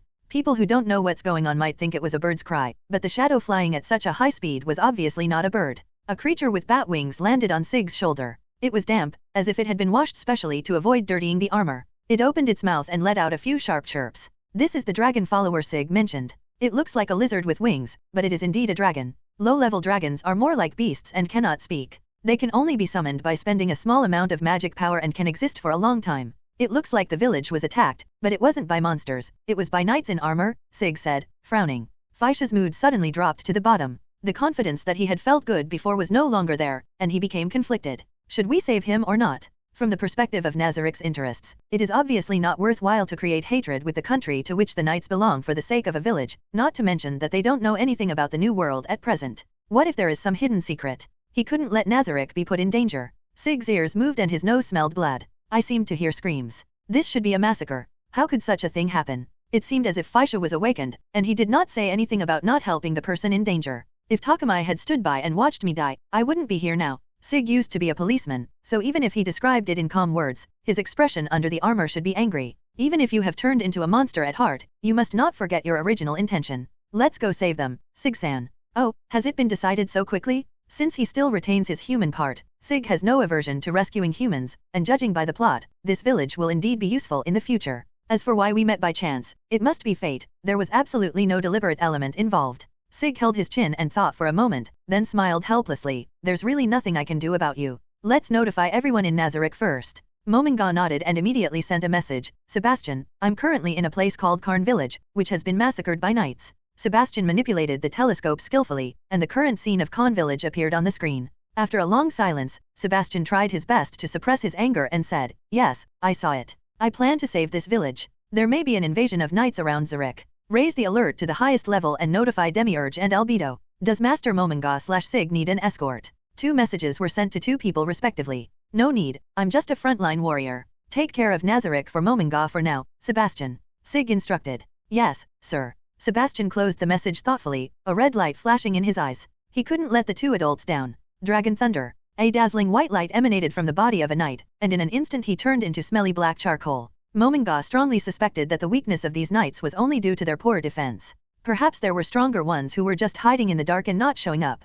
Sig listened helplessly and said jokingly, if we don't look for him now, your lost Death Knight might wipe out the knights. We can't leave any of them alive. That shouldn't happen, but as a human shield, why would you abandon the people you need to protect and chase after them? Even though it was my order, the Death Knight is the meat shield that Faisha likes to use the most. The back row output without the front row is like being naked. Okay, let's finish it quickly. Seeing that you are so relaxed, I won't do it. Well, it's also important to retain your strength. Sig glanced helplessly at the corpse on the ground. He didn't expect that he would be the one who suffered in the end. The impact of seeing a living person die in front of him was really huge. Alas, it's another day of full acting skills. In just a dozen minutes, the village almost turned into hell. Many people died at the hands of the knights, and those who were still alive were driven together like livestock. Even the children were not spared. If you want to successfully complete the task, this level is very correct. Weak and pitiful children can often play an unexpected role in most places. The ruthless knight and the desperate villagers are in a relationship of predator and prey, with the latter being powerless to resist. In this darkest hour, the Death Knight descended from the sky like a god. Before this, no one present could have imagined that an adult man in armor could be thrown into the air so easily. Everyone was so shocked by the power of the Death Knight that they were mentally collapsed. Even though they could no longer hold their swords steadily, several knights still surrounded the Death Knight. Apart from the sound of teeth chattering, no other sound could be heard. If they have done something wrong, please let the laws of the kingdom punish them instead of facing this monster. There are people who are under extreme pressure and keep saying things like God, please save me, but unfortunately there is no God here, only death. Mominga casts flying magic and floats in the air. Sig didn't learn this magic because he already had wings. But now his wings would be too conspicuous, so he was blocked by Flying Squirrel's magic. After flying over the village, Mominga sighed, it seems that your worries have come true. I have to ask the Death Knight to leave 1 or 2 alive. Someone needs to pass this matter on to the ears of the ruler. If there is no proof from the parties involved, it might have a bad impact on Ainz Ooal Gown's reputation. Mominga wants to create an image of chivalry, in order to send a signal of goodwill to possible players, indicating that they are acting from the perspective of justice. This was also for the future of the Great Tomb of Nazarick. That's what we should do. There was no expression on Sig's stern face, and his facial muscles were very stiff. Tisk, this is too bloody. Some were torn in half, with their pink internal organs scattered on the ground, others were cut in half and struggled for a long time before dying. The Death Knight is indeed the undead, the embodiment of evil, who deliberately plays tricks on humans just to enjoy their dying struggles. It's exactly the same as Wolf Girl. In fact, most people in the Great Tomb are like this. I don't know who the newly born Death Knight learned it from. Sig thought he had a strong ability to withstand stress, but he didn't expect the impact on the scene would still exceed his expectations. Suddenly I felt a little envious of Flying Squirrel, whose heart had turned into a monster. He didn't have the skill of forced calmness. Mominga was already used to talking to the helmet, but it would be more strange to talk to the face. He also couldn't guess what the expression was in the invisible part. After a moment of silence, a serious expression emerged on the skull's face. Sig-san, I want to use Ainz Ooal Gown as my name. I don't know if it will work, but if Ainz Ooal Gown becomes famous in this world, I think my companions who have also traveled through time will know about the existence of Nazarick. Sig turned his attention to the conversation and nodded in agreement. Yeah, what if Kurokuro also traveled through time? Although it is impossible, hey Luo went offline too early, it is still enough to take it as words of comfort. That's what Momonga thought. Judging from the time, this is entirely possible. It would be great if this were true. Noticing the movement in the distance, Sig frowned slightly. One of his followers had lost contact. The small dragons that are good at hiding are only in the teens or so, but they cannot be killed casually by the natives, unless they are from the Cillian theocracy. Only angels with holy attributes can be so restrained against dragons with dark attributes. One of my followers was killed by the enemy. I will go investigate first to be on the safe side. Can I leave this to you? Flying Squirrel realized the seriousness of the matter and immediately nodded in agreement. The work here had already come to the end and the danger had been greatly reduced, so they could act separately. If it is an enemy that Sig cannot deal with alone, he can only mobilize multiple members of Nazarick or activate Lubdur. Be safe. Even though he was the lowest ranking follower, Sig felt very uncomfortable in his heart. This was probably a different kind of protecting one's shortcomings. He originally thought that he was not affected, but perhaps he was the one who was most deeply affected, and the bloody scene was not so annoying to him. The road has narrowed. Sunshine scripture. I'll be back soon. Transformation form. Sig switched to half-human form, his horns and tail reappeared, dense scales grew on his skin, and a pair of wings grew on his back. Based on the bat-like wings, some feathers grew on the tail end, which was both beautiful and practical, and greatly increased the flying speed. There was a sound of breaking through the air when the wings flapped, and the wind stirred up by the sound made the robe on Momonga stick tightly to his body. To be honest, he was not worried about Sig's safety. Sig's magic system was holy and dragon, and both had permanent skills to enhance HP recovery.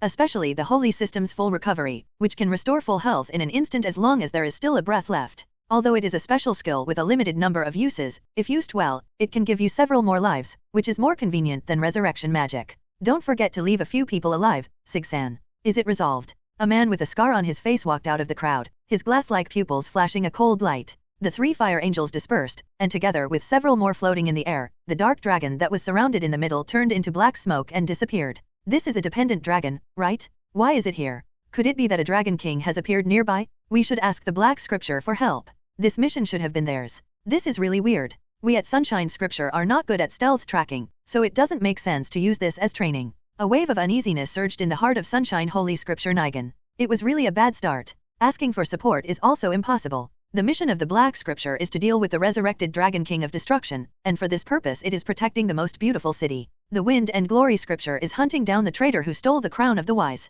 Neither side has the spare energy to provide support. The mission this time is to kill the kingdom's strongest knight, Gazef. It would be nice if I could pretend I didn't see the dragon, but that would only be fooling myself. No problem. I still have the treasure given by the bishop, plus the ability to enhance the summoning of monsters. Even the devil is no problem for me. As expected, you guys killed my family members. It was a simple question, without any accusation, but Negan shuddered. When he looked up, he saw a man in armor in front of him. Who are you? Do I need to ask again? That dragon is my follower. Sig said coldly. I'm Negan Gilide Lewin of the Sunshine Scripture. I'm on a mission now. Who are you? Negan asked tremblingly. He could not think of any other dragon as his follower except the Dragon King, and the person in front of him was obviously not a human being. He saw something that looked like horns. The Council Nation is ruled by dragons, and they may have intervened because they felt they were crossing the line, but it's actually not a big deal. In any case, the most important thing is to save your life. I'm Sigris Hrasvag. Sig readily stated his real name. Negan searched frantically in his mind, but he didn't seem to hear this name. Could it be a pseudonym? I heard that the former 13 hero's silver armor was in a dragon-like form. Could it be him? As a legendary hero, it is not surprising that he has the ability to live forever. Maybe there is an elf's face under the armor, and Fluda may have lived for 200 years. Yes, his mind was really confused. How could he possibly meet the Dragon King? However, he could still deal with it at the hero level with his trump card. Although I don't know why you are here, please don't delay our work in the Cillian theocracy. I can apologize for the matter of the dependents, otherwise we will not show mercy even if you are a hero. Ha ha ha ha. Sig couldn't help laughing. He actually mistook him for the Platinum Dragon King's armor? How stupid and pathetic. The Cillian theocracy was founded by 6 great gods who descended 600 years ago. Although they are called gods, they are actually players who were teleported here when the server was shut down. Sig doesn't know if there will be more players coming in the future, but since the author has written this story, Nazarick is likely to be the last batch. Who can predict what will happen 100 years from now? Let's just focus on the present. Sig scoffed unabashedly. Maybe ignorance is bliss. Negan said angrily, you rude guy, you will pay for your stupidity. Summon the angels together. As he was speaking, a dozen more archangels of fire were created. Together with the angels of surveillance floating in the sky, there were at least 20 angels on the scene. Such a number of angels looks quite intimidating. In the hierarchical theocracy, only those in a higher position could speak to him like this. The person in front of him was just a suspected silver knight, and perhaps just a poor imitator. Sig said righteously, my companion Ainz Ooal Gown will be here soon. He is the greatest magic caster and can kill you effortlessly. If you want to do it, you better hurry up.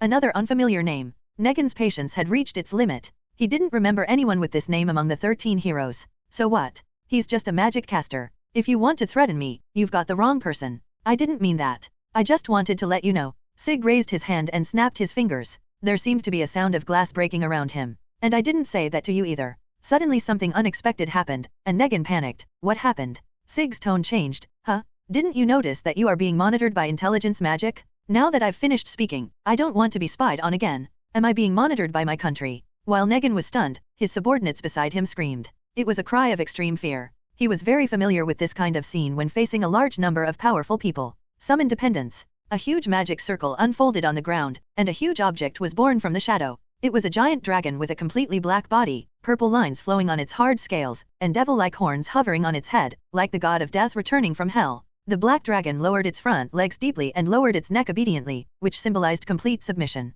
Negan and his subordinates were stunned by the shock. This dragon was undoubtedly a Dragon King level being. But to be summoned as a follower so easily, I really can't imagine what kind of monster the summoner is. Sig stepped onto the dragon's back. This is the highest level dark dragon I can summon. Let your angel try it out. If you have any killer moves, use them quickly. Although it is said to be the highest level, it is actually only LV80, which is not outstanding among high-level followers. The most powerful dragon he can summon is an ice dragon, which is level 99. With the mount's enhanced skills, it can exert the strength of a level 100 player. Negan reached for the magic sealing crystal in his arms and made a secret decision. The enemy before us is very difficult to deal with, and it is indeed necessary to use the highest level angels. Although the conditions for summoning again are difficult, it would be even more troublesome if it fell into the hands of the enemy. Now is not the time to hesitate. Buy me some time to summon the angels. Negan shouted with all his might. The subordinates beside him were so scared that their teeth were chattering, and they took heavy steps to block Negan. Facing this behemoth head-on, it feels like even your breathing will be killed. Angels were summoned one after another and attacked at an extremely fast speed.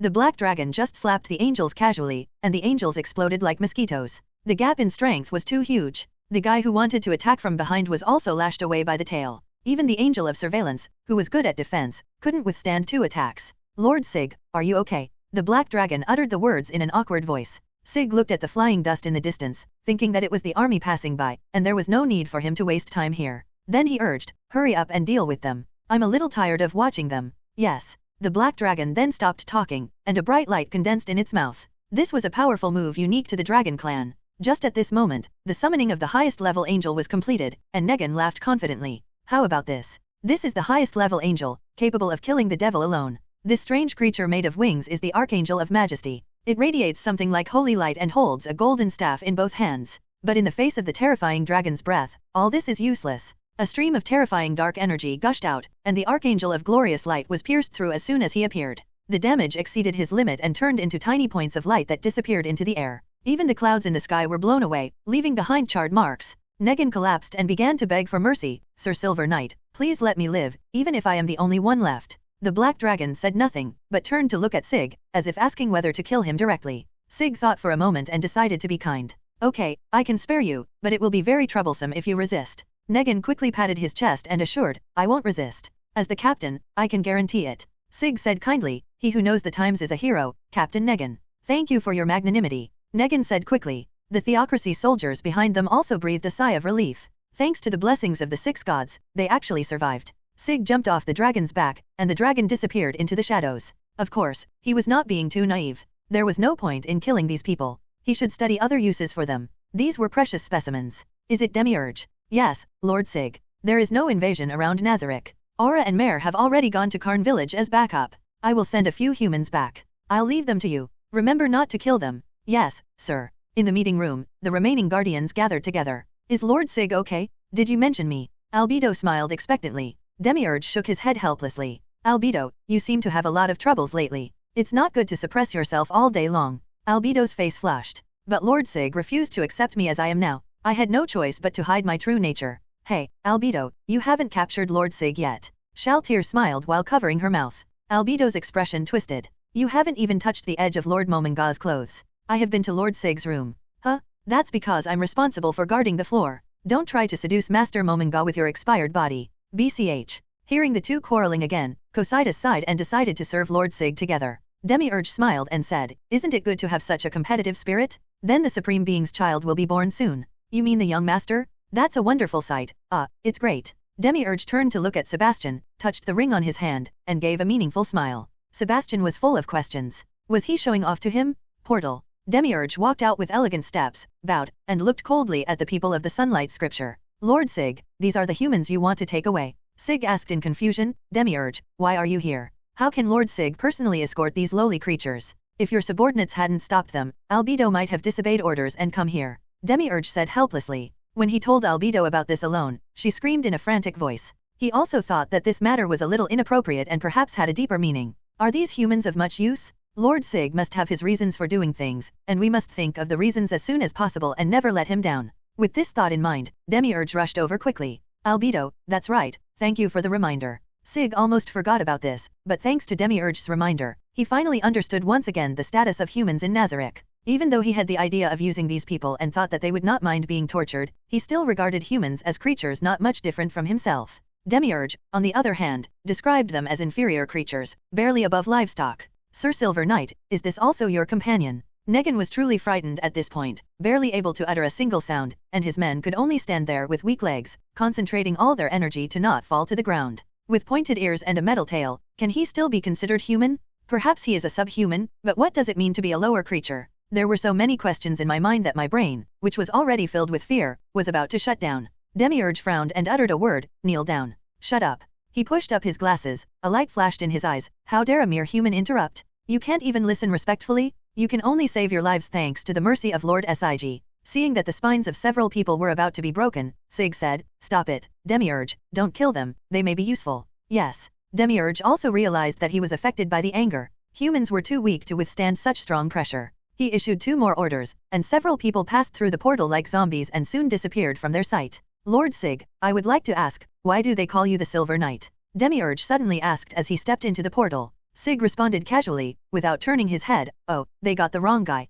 I see. I understand. Demiurge smiled confidently and immersed himself in the vortex of the portal. Sig finally reacted after the portal closed. Wait, Zyadai, what do you understand now? Sig transformed into human form and came to Khan village with a depressed mood. As soon as he entered the village, he found that everyone was looking at him with wariness. It was normal for people who had just been slaughtered by the knights to behave like this, and there was more fear in their eyes. At this time, a pair of sisters caught his attention. The girl who looked like the older sister had pigtails that reached her chest. Her hair was a common brown color, and her skin was a healthy wheat color. At this moment, she was comforting her sister, holding the younger girl in her arms, and her eyes were also peeking at him. Who are you? Someone finally asked. Sig took off his helmet, walked up to the 2 girls, smiled gently, and said softly, it's all right now. My companion is Ainz Ooal Gown. Is he here? The girl nodded blankly. She had never seen such a handsome man before. Even the nobles did not have such a face. For a moment, she forgot her fear and a blush appeared on her face. The handsome man's skin was flawless and he had the most beautiful eyes I had ever seen. They seemed to be able to speak. At this moment, a distressed look appeared on this handsome face. My name is Sigris Harasvor. What is your name? Annie Emmett? Just call me Annie. Then Annie, could you please take me to find my companions? Seeing that his kind attitude worked, Sig continued. Inli looked down at her sister and shook her head. That adult's house is in the village. The house closest to the square is there. There is an open space in front of the door. Yes, the square is the largest open space. We all do farm work there. Although I really wanted to say something more to the handsome guy in front of me, my frightened sister was more important. As a country girl, I couldn't think so much. I see. Thank you for showing me the way. If you don't mind, please take this. Sig handed her 2 horns. These are the Goblin General's horns. They can summon goblins to protect you. This is so precious, and I didn't help at all. Henry was now really blushing with shame. How could she accept the gift when she was so disrespectful to her companion who had saved the village? Take it, you deserve it. If you want to thank someone, thank my comrade Ainz Ooal Gown. It was he who wanted to save your village. Sig finished his explanation with a smile and walked towards the village chief's house, not giving Henry any chance to refuse. He had quite a good impression of this simple girl. Anyone would feel guilty if she lost what she deserved because of his interference. After knocking on the door, a middle-aged peasant woman opened it. After seeing his appearance, her voice tone rose a few degrees, and her words sounded more like an exclamation than a question. Are you Insama's companions? Sig nodded and gave a proper smile. For people in society, it is also possible to control what expressions to show and when. The village head's wife couldn't help but sigh. I didn't expect he was a handsome man. The village chief hurriedly said, my dear, you are so rude. Please come in. Sig walked up to Mominga. No, he should be called Ainz now, but that doesn't affect his daily address. In Nazarick, call him the president, but outside, just call him Ainz like everyone else. Yes. Ainz, everything is done and everything went well. It just comes to your mind. Although Ainz wanted to complain about what Ainz was called, he held back in front of outsiders. Well, we are discussing the compensation. The village chief nodded. Sig saw the map on the table and understood Ainz's intention. After exchanging glances with him, he spoke. I noticed that a group of troops were approaching here. Should we defend ourselves? The village chief was suddenly shocked. Looking at the people who were running around in a panic, Ainz whispered, is that okay? If I didn't know you well, I would have thought you were just a mean guy who likes to play tricks on others. Sig smiled. How could that be? Ainz showed a reassuring attitude. Don't worry, just leave it to us. This time it's special free assistance. The village chief calmed down a little, his eyes became determined, perhaps he was ready to risk it all. Sig put on his helmet, his armor making a crisp clanging sound, and opened the door. Since Ainz is ready to protect you, I will not sit idly by. The village chief hesitated to speak. He had heard Ainz say that his companions had gone to deal with the enemies outside the village, so they did not show up. He could not neglect them for this reason and had to express his gratitude as well. He is Sigli's Forg, my most trusted companion, but he doesn't like others to call him Sigli. Just call him Sig. Perhaps because the village chief showed special respect to his companions, Ainz felt much better and his tone became much slower, almost gentle. That's it. Sig, who had already walked out of the room, turned around and responded. The village chief asked in surprise, is Lord Sig's hearing so good? Ha ha ha, this is the most basic thing. Among the people I know, Sig is one of the best fighters. Maybe he's the best. Ainz couldn't help laughing. Ainz couldn't tell who was stronger between Takamai and Sig, as they had basically never engaged in PvP. In the guild, Sig is very low-key and only focuses on defeating bosses and completing tasks. Only when he is free will he have a brief exchange with him who has been online for a long time. They both have a hobby of collecting, so they have a lot of common topics, but he prefers to collect rare items and creatures, while Sig likes to collect all kinds of equipment. The village chief nodded blankly, looking like he didn't understand at all. The kingdom of Riestaiz, commonly known as the kingdom, Gazef Stranov is the warrior captain of the kingdom, and he is leading a team of cavalry and gradually approaching. Sig stood nonchalantly at the back. He had no interest in Gazef. Ainz might appreciate such an upright person, but he would just feel bored. The kingdom's warrior captain was of no use and was destined to become a victim. There was no need to waste time on him. Gazef quickly noticed Sig after scanning the crowd.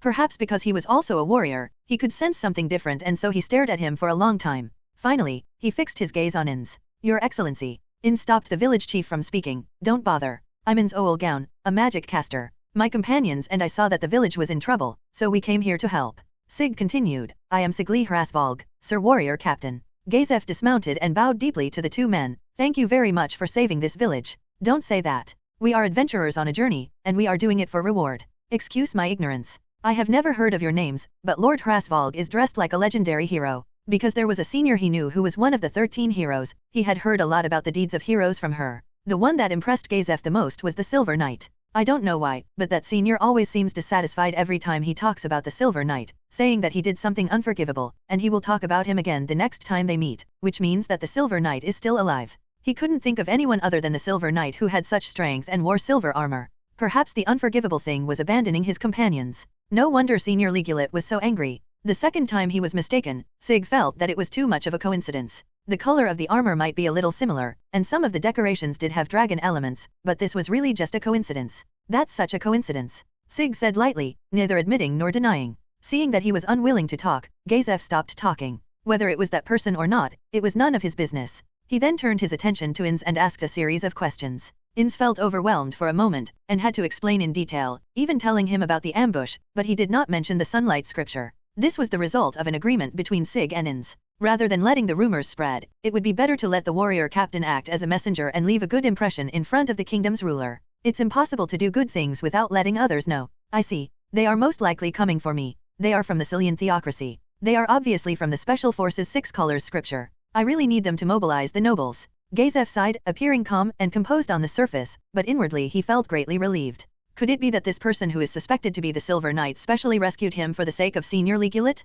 If so, the probability that it is him is even greater. During the conversation, Sig quietly left and walked to a corner where no one would notice him. Then an 8-limbed assassin insect appeared. Because it is an invisible monster, no one will notice it even though it has a very eye-catching appearance. Master Sig, please follow me. Walking deeper into the forest, Sig saw Mare and Aura. Both of them seemed very happy to see him, especially Mare. Lord Sig, what do you want to talk to me and my sister about? Mare said in a soft voice. Aura jumped down from the tree and landed lightly on the ground. Mare, you need to be more respectful to Sig-sama. Your current attitude is just nonsense. Sig waved his hand. It's okay, the president is dealing with the kingdom's warrior leader. I was bored so I came to find you. You don't have to be so respectful in front of me. Aura's eyes sparkled, and she said with great energy, Mr. Momonga and Mr. Sig have handled the matter perfectly, right? They are amazing. They are worthy of being the supreme beings. Sig touched Aura's soft hair and rubbed her head like a child. The president has changed the name to this in order to promote the name of Ainz Ooal Gown. From now on, you must call me Ainz-sama. Is that so? Aura's face was steaming as if it was about to be cooked. Mare clenched the staff in his hand. Before his expression changed, Sig rubbed his head. Does Mare know too? Yes, yes. Mare nodded. But, the Guardians already know about it. We are not the last to know about it, are we? Sig smiled and shook his head. No, you are the first to know. Remember to keep it a secret. The president will gather everyone to announce this matter.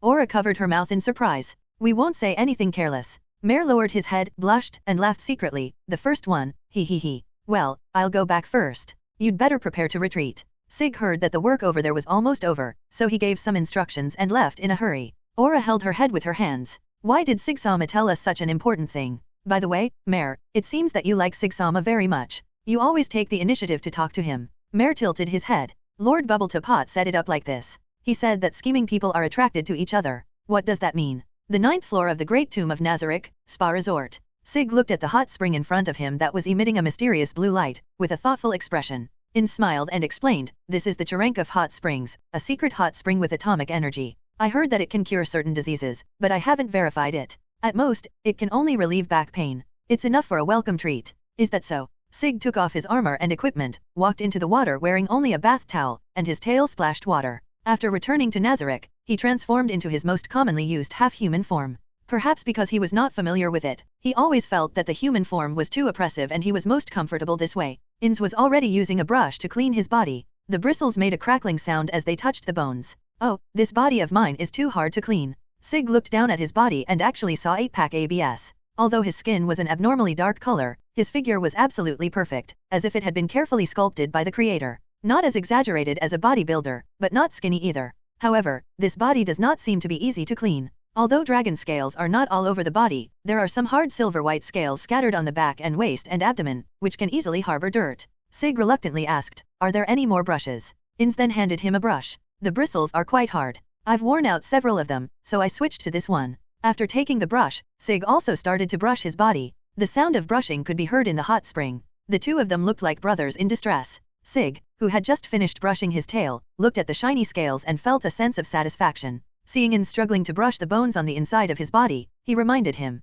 try a slime bath next time. I don't like the sticky feeling, and it's not like taking a hot spring bath. As an orthodox Japanese, hot spring bathing is ingrained in his nature, and Ainz was still stubborn at this time. Okay, do you want me to help you? Sig said with a smile. He put his hand inside the bone, wondering how Ainz would feel, and wanted to experiment. Why? Ainz suddenly felt that Sig's eyes were a little scary, and he waved his hands hastily. Forget it, I'm almost done here, let's talk about the next progress. Okay. Sig had stood up, then sat down again, leaning comfortably on the edge. I've asked Demiurge to bring them to the interrogator. They'll be able to get information soon. I think they should be considered a good fighting force in this world. Ainz pinched his chin and said, well, I plan to have Sebastian and Saluluo disguised as master and servant to go to the kingdom to gather information, and have Shaltir capture some more people with special skills. Shaltir. Although Demiurge is more suitable, he also has to take care of Nazarick's internal affairs. Shaltir, who has the ability to control minds, can also handle this task. She is also very strong. Ainz made this decision after careful consideration, as he did not want to put his companions' children in danger. Shaltir and Sebastian were both strong fighters in Nazarick, so it would be safer to send them out. Sig hesitated for a moment. The current plot direction had not deviated too much, and the familiar information was enough. He is a dragon knight himself, able to face ordinary true dragon kings alone. With this powerful insurance, he can do whatever he wants in the other world. However, Shaltir's blood frenzy is a big problem. I'll go with Sebastian and the others. I've already learned the language of the other world, and I'll help Shaltir. Although he intentionally revealed that it was Ainz Ooal Gown and his companions who solved the Sunlight Codex, it is hard to say what the Silian theocracy was thinking. It was a coincidence that Shaltir ran into the people from the Black Scripture, but the reason for this coincidence was that Ainz's counterintelligence barrier made the Silian theocracy mistakenly believe that the Dragon King of Destruction had resurrected, so they used world-class items in an attempt to bring the Dragon King under their command. If Shaltir's locking skill purifying throwing spear hadn't killed the person who launched the allure of the nation, she might have really been controlled. The Black Codex itself is not scary enough, what matters is the existence of the world item stunning beauty. Sig doesn't want Shaltir to be controlled under his nose. Is this okay? Ainz asked uneasily. His first thought was that it was a bit exaggerated, but after thinking about it carefully, he realized that although Shaltir was strong enough, her mental state was indeed not stable enough. Once a mistake is made, it will be a bottomless abyss, so it is right to be fully prepared. Don't worry, just leave it to me. You are the one who inherited the name of Ainz Ooal Gown, and I will assist you wholeheartedly. Sig patted his chest and assured, with a confident smile on his face. Ainz blushed, even though he had no face. Sig-san, stop joking. I'm serious? He really hoped that one of his companions would run up to him and ask him why he monopolized this name, and he would be happy to change back to Flying Squirrel, but unfortunately this was just a fantasy. I'm serious too. Okay, stop being sentimental. We still have work to do. In the throne room, many people were kneeling. Ainz, wearing a gorgeous robe, slowly walked up to the throne, holding the guild scepter in his hand. Sig stood nearby as a matter of course. He was fully armed and his face could not be seen clearly. The red light from his eyes shone through his helmet, giving people a great sense of pressure. Albedo knelt beside the throne, Sebastian was at the bottom of the stairs, and the guards were lined up one by one. Gao Kangda and Victim were usually not there, so except for them, almost all the NPCs gathered here. From now on, I will change my name to Ainz Ooal Gown. Our goal from now on is to make Ainz Ooal Gown an eternal legend. Sig lowered his head slightly and spoke clearly, long live Ainz Ooal Gown. Long live Lord Ainz Ooal Gown. We will swear allegiance to the Supreme Commander, Lord Ainz Ooal Gown, until death. The sound of shouting long live the throne continued to be heard from the throne hall, and everyone shouted loudly with their blood boiling. Ainz sat on the throne and looked down. He was also infected by the situation. Just as he was about to sigh, a flash of green light appeared and his mood returned to being dull again. Being forced to stay calm can be really maddening at times, but staying calm is necessary in order to lead Nazarick, and it feels really uncomfortable. Sig was humming a song softly, and was obviously in a good mood. Just as he was thinking about what to eat for dinner, he suddenly felt something was wrong.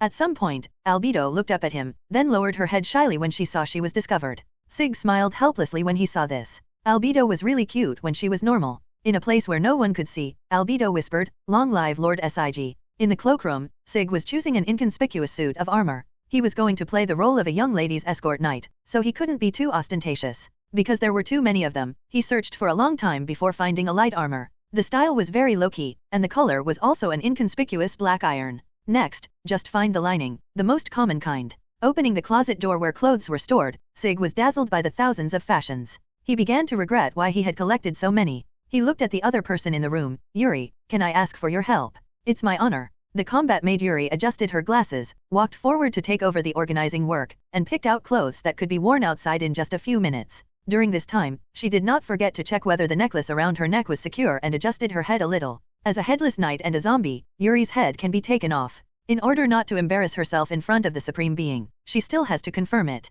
Butler Sebastian is responsible for Ainz's security and protection, while daily services are handed over to Narborough Gamma, the third female combat maid. Sig is always accompanied by Yuri. As all of them were Supreme Beings, this was the most reasonable distribution they could think of, and it gradually became an unspoken rule. "Thanks to you, Yuri." Sig breathed a sigh of relief. He really solved a big problem. Yuri smiled.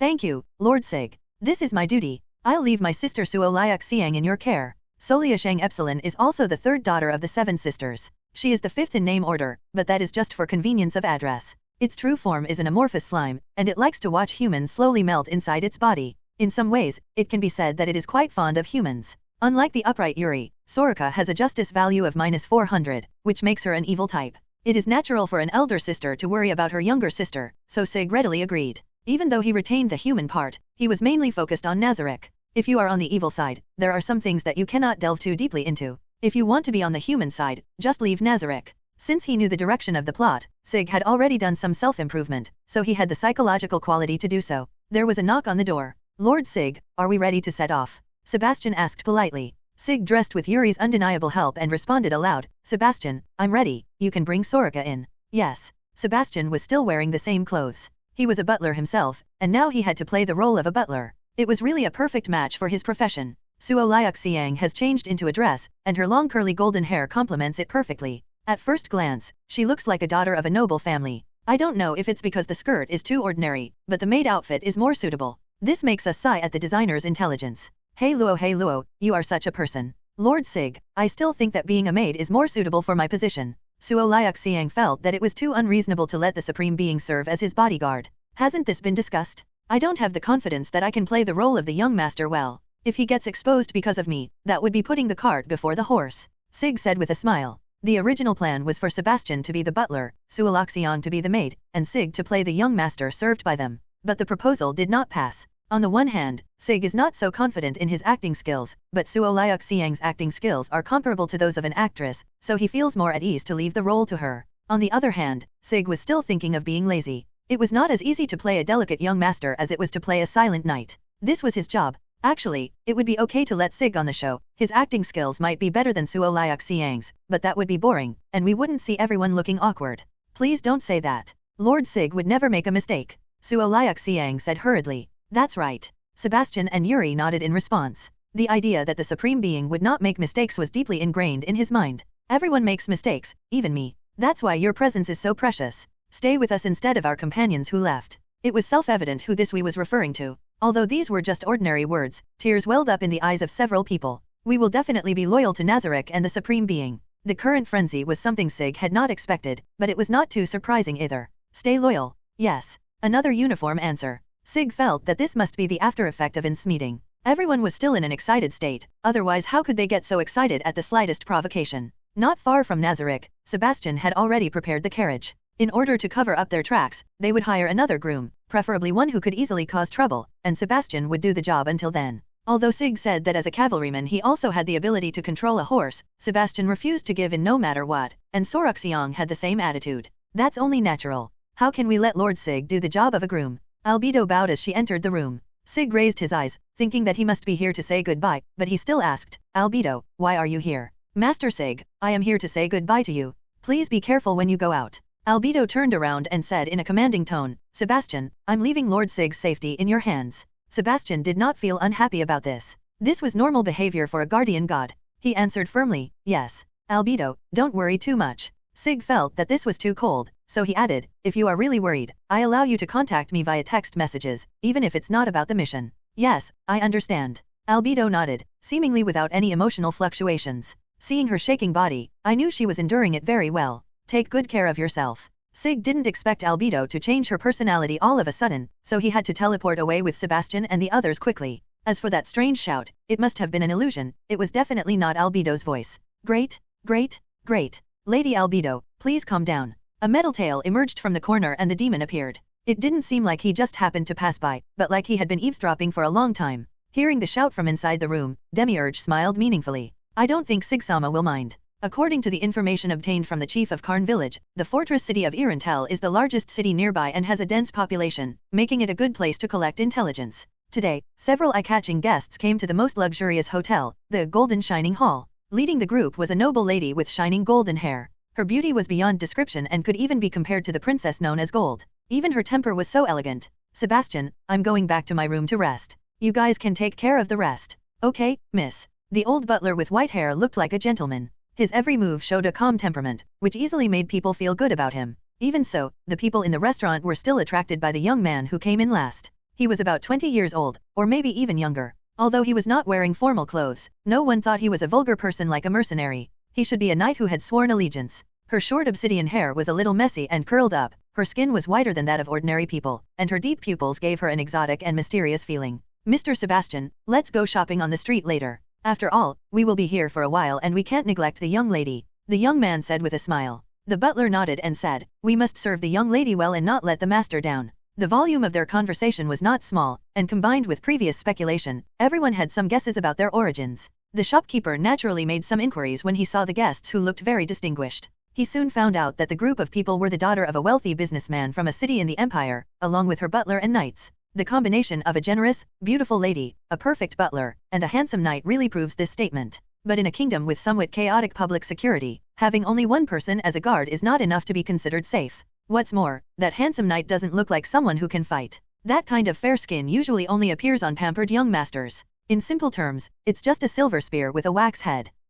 When he reached the corner of the alley, Sig suddenly stopped. Sebastian, who looked normal, felt his heart tighten and asked nervously, what's wrong, Master Sig? Sebastian, don't call me Sig-sama outside. How can a subordinate call you by your name? This is disrespectful. Sig understood what these stubborn NPCs were worried about. It was difficult to change their minds with ordinary persuasion, so he said, because you are Takamai's child, I specially allowed it. Is this really possible, Master Sig? Sebastian asked cautiously. Although I got permission, I felt too intimidated without the honorific. I guess no one has ever received such special treatment. Seeing Sebastian's frightened expression out of control, Sig felt a headache. Did he have to take a pseudonym when disguising himself outside, like Fifi? Call me Eli. Sebastian clapped his hands and cheered. Oh, is this Sig-sama's pseudonym? It's very meaningful and easy to pronounce. I guess so. Sig wanted to hold his forehead in shame. This was his former English name, which he picked casually when receiving foreign customers. At that time, he just wanted it to be unpopular and the 3 letters would be easy to remember. As for the connotation, he had never thought about it. Then Lord Eli, what should we do next? Sebastian asked. Sig really wanted to curse at this time. Is there any difference between Lord Eli and Lord Sig? Sebastian is so stubborn. Sebastian also had his own reasons. Lord Sig would one day reach the pinnacle of this world together with Lord Ainz, and his name would be sung by countless people. Naturally, his name could not be called casually. Don't add the Lord, it will make the disguise difficult. I'm so sorry. If he didn't remind him, Sig felt that Sebastian wouldn't understand his intention. He might just want to call Eli reluctantly when acting in front of outsiders, but still have to call him an adult when they are in private. If that's the case, what's the point of him using a pseudonym? Okay, let's not talk about this for now. Let's find a groom first. A dark alley like this is the most suitable place. Sebastian looked towards the deep alley. A few meters ahead was a drunk man. He pinched his beard and said, "It is indeed a place where garbage is generated. Can you please wait here for a while?" Sig walked ahead, his figure disappearing into the darkness. "Let's go together. Maybe we'll get something unexpected." "I see. It's a mission to gather intelligence. Sir Sig is always so attentive." Sebastian nodded in shame. He had not thought it through. At the edge of the slums, a slovenly man named Zach offered himself. "Gentlemen, you can hire me for a small fee. I can do the job of a groom very well." After asking about the price, Sebastian turned to Sig. Eli, what do you think?" It feels a little unreliable." Sig showed a thoughtful expression and smiled brightly. "If you can lick my feet, I might agree." Lick feet. A flash of shame crossed Zach's face, but it quickly turned into flattery. "Master, left foot or right foot?" Sig showed a disgusted expression, which was in line with the image of a young and energetic knight. "Forget it, I'm afraid of getting my shoes dirty. If the lady agrees, you can stay." Yes, I will definitely satisfy the lady." Zach was secretly delighted. The deal was done. It was obvious that these 2 people were not ordinary people, and the lady must not be ugly. If she is really beautiful, he can also play with women. Because of this desire, he is more motivated. Sebastian saw all of this and his disgust for humans deepened. At times like this, he felt that his colleagues' ideas might really be right. "Come with me, I'll take you to see the lady." "Mr. Sebastian, I suddenly remembered that I haven't bought something yet. You can go back first." Sig smiled and waved his hand. Sebastian was thrown by the sudden turn of events, but he didn't show it at all. Lord Sig must have discovered something. With this thought in mind, he said seriously, "Go quickly and come back quickly. Don't forget your duties." "Don't worry." After Sebastian left, Sig returned to his expressionless look. He was still a little uncomfortable playing the villain, but it felt okay. "I just saw someone I know, and I feel like I can't just sit there and watch." A woman in black robe flashed by, and there was the sound of metal colliding. Funny Sister Clementine. As night fell, a dark shadow swiftly shuttled through the alley. Her wide black robe was enough to hide her entire body in the darkness. She looked hurriedly as if she was avoiding something. The face under the black robe can be described as cute, with a pair of eyes full of curiosity and agility, revealing some golden hair. He moves nimbly like a cat, but also has the power of a carnivore. Not far away, a heavy footstep was slowly approaching. In the quiet night, any slight sound becomes exceptionally clear, and the sound of armor scraping against the wall is amplified several times, as if it is ringing in your ears. For Clementine, who had rich combat experience, it was easy to detect the opponent's presence, but she did not attack immediately. She pretended to be cornered, took out her short spiked weapon, and revealed her bikini-like armor, showing off her beautiful figure. "Okay, let's see who dares to follow me." She was sure that the tracker was not from the Windflower scripture, but probably some short-sighted adventurer. Such a tracking with so many loopholes was obviously done by an amateur. In such a narrow place, the long sword cannot be swung at all, but it is very advantageous for her as a stabbing warrior. "I hope this person is not too weak and boring." "Well, were you discovered so soon?" Sig does not have any special search skills, but his keen 5 senses allow him to clearly perceive the enemy's position, but this cannot make up for the disadvantage of not being able to track secretly. Suo Liak Siang should be asked to come. She is a master of assassination. There's no badge. I thought he was an adventurer, but he turns out to be a nosy knight. Clementine was not in the mood, but when she saw the other person's handsome and decent appearance, her face was full of smiles again. "What's your name?" "My name is Clementine, please give me your guidance." "Just call me Eli outside, Miss Clementine." Sig was unsure what to call her, so he called out tentatively. Clementine smiled happily, but it could no longer be called a smile. "No one calls me that anymore. I finally understand why I don't like you. You look a lot like my perfect brother." She was the 9th seat of the Black Scripture, the Wind Walker, and was a sister to the 5th seat, the One-Man Division, but their relationship was not at all good. In the eyes of her family, she was a complete failure because she had been caught by mistake. She was ridiculed and used as a negative example. The parents were very partial to the outstanding older brother. Even though he suffered such torture and his friends died in front of them, they never said a word of concern. All their love was given to the older brother. To be honest, she couldn't really say that she liked her brother who was always calm and perfect with a smile. Clementine lifted her cloak and took a fighting stance. I was planning to let you die peacefully, but I changed my mind. I'm going to torture you slowly. Can you do that? Huh. Clementine showed an unhappy expression. In this country, the only ones who can defeat me are one each from King Rose and Scarlet Dewdrop, as well as Gazef Stranoff and Brian Unglaus. How can a nobody like you defeat Miss Clementine, who has already entered the realm of heroes? I met you with the intention of changing your tragic and sinful fate. Don't think of me as a bad person, Miss Clementine. Sig said with a smile. Clementine is cruel and heartless, but that doesn't mean she has no brains. Are you from the church? The fact that she was a defector was known only to the people in the country. Where did the person in front of him get the information? In order to dispel your worries, you can attack me as much as you want. I will never fight back. Sig spread his hands, with no intention of drawing the dagger on his waist. Clementine hesitated for a few seconds, then licked the short cone with her tongue and slowly lowered her waist. Then I'd rather obey you than be disrespectful. First of all, don't blame me if you die. Strength enhancement. As soon as she finished speaking, she rushed out at an extremely fast speed. The powerful explosive force brought up a gust of wind, and the sharp cone pierced straight into the shoulder area that was not protected by armor. First I'll make it impossible for you to swing the sword, and then I'll slowly torture you, hehe. In just a blink of an eye, Clementine's face was the only thing left in Sig's field of vision. No wonder she was called the funny sister. From his perspective, Clementine was determined to throw herself into his arms, but his eyes could see all movements, and after realizing that her target was his shoulder, he raised his hand to block the attack. It will tear your clothes. Clementine was stunned for a moment, then activated water acceleration, changed her body's center of gravity, and retreated smoothly to a few meters away. It was absolutely shameful to use martial arts originally intended for attack to escape, but the scene before her made her forget this. The short cone that contained the magic broke. How is that possible? You must have used a defensive martial art. I see, you must have deliberately lured me to attack you, and then took the opportunity to destroy my weapon. Clementine's hysterical voice made Sig feel a little annoyed. She was obviously very cute and a beauty even when she had no expression. How did she become like this? Clementine's body couldn't help but tremble. The fear of the unknown made her want to run away, but her self-esteem did not allow her to beg for mercy. Windbreak. Ultra avoidance. Capacity improvement. Super ability improvement. She once again performed several martial arts, adjusted herself to the best condition, and rushed out like an arrow, but what she held in her hand was not a short cone, but a meteor hammer named Morning Star. With her first-rate warrior qualities, Clementine calmed down her good mood and lost the desire to play around, and this time she aimed at Sig's head. Sig had no intention of dodging and let the meteor hammer hit his temple. The spikes could not move forward even a bit on the surface of his skin. Go to hell. Clementine took out the enchanted short spike and poked it towards her eyes, immediately preparing to activate the second-level lightning magic sealed in it. Let's stop playing around here. Even for me, my eyes are a weakness. The golden pupil slowly opened in the darkness, the short spikes sparked sparks on the scales, and the seemingly intimidating lightning only made the silver-gray hair a little messy.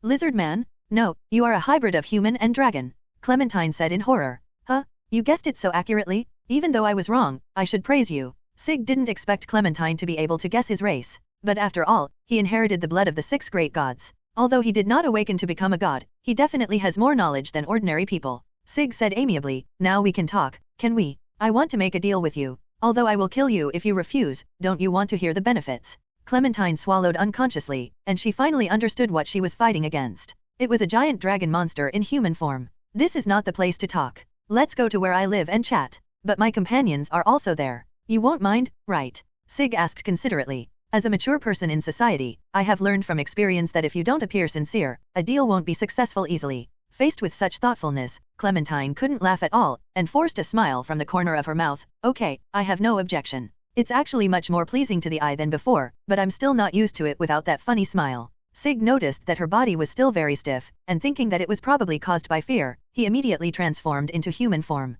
It is worth mentioning that the transformation does not produce any uncomfortable transition scenes, it is completed in an instant, which is very similar to the game. Do you need a change of clothes? If you appear on the street dressed like this, even a hot beauty would be considered a pervert.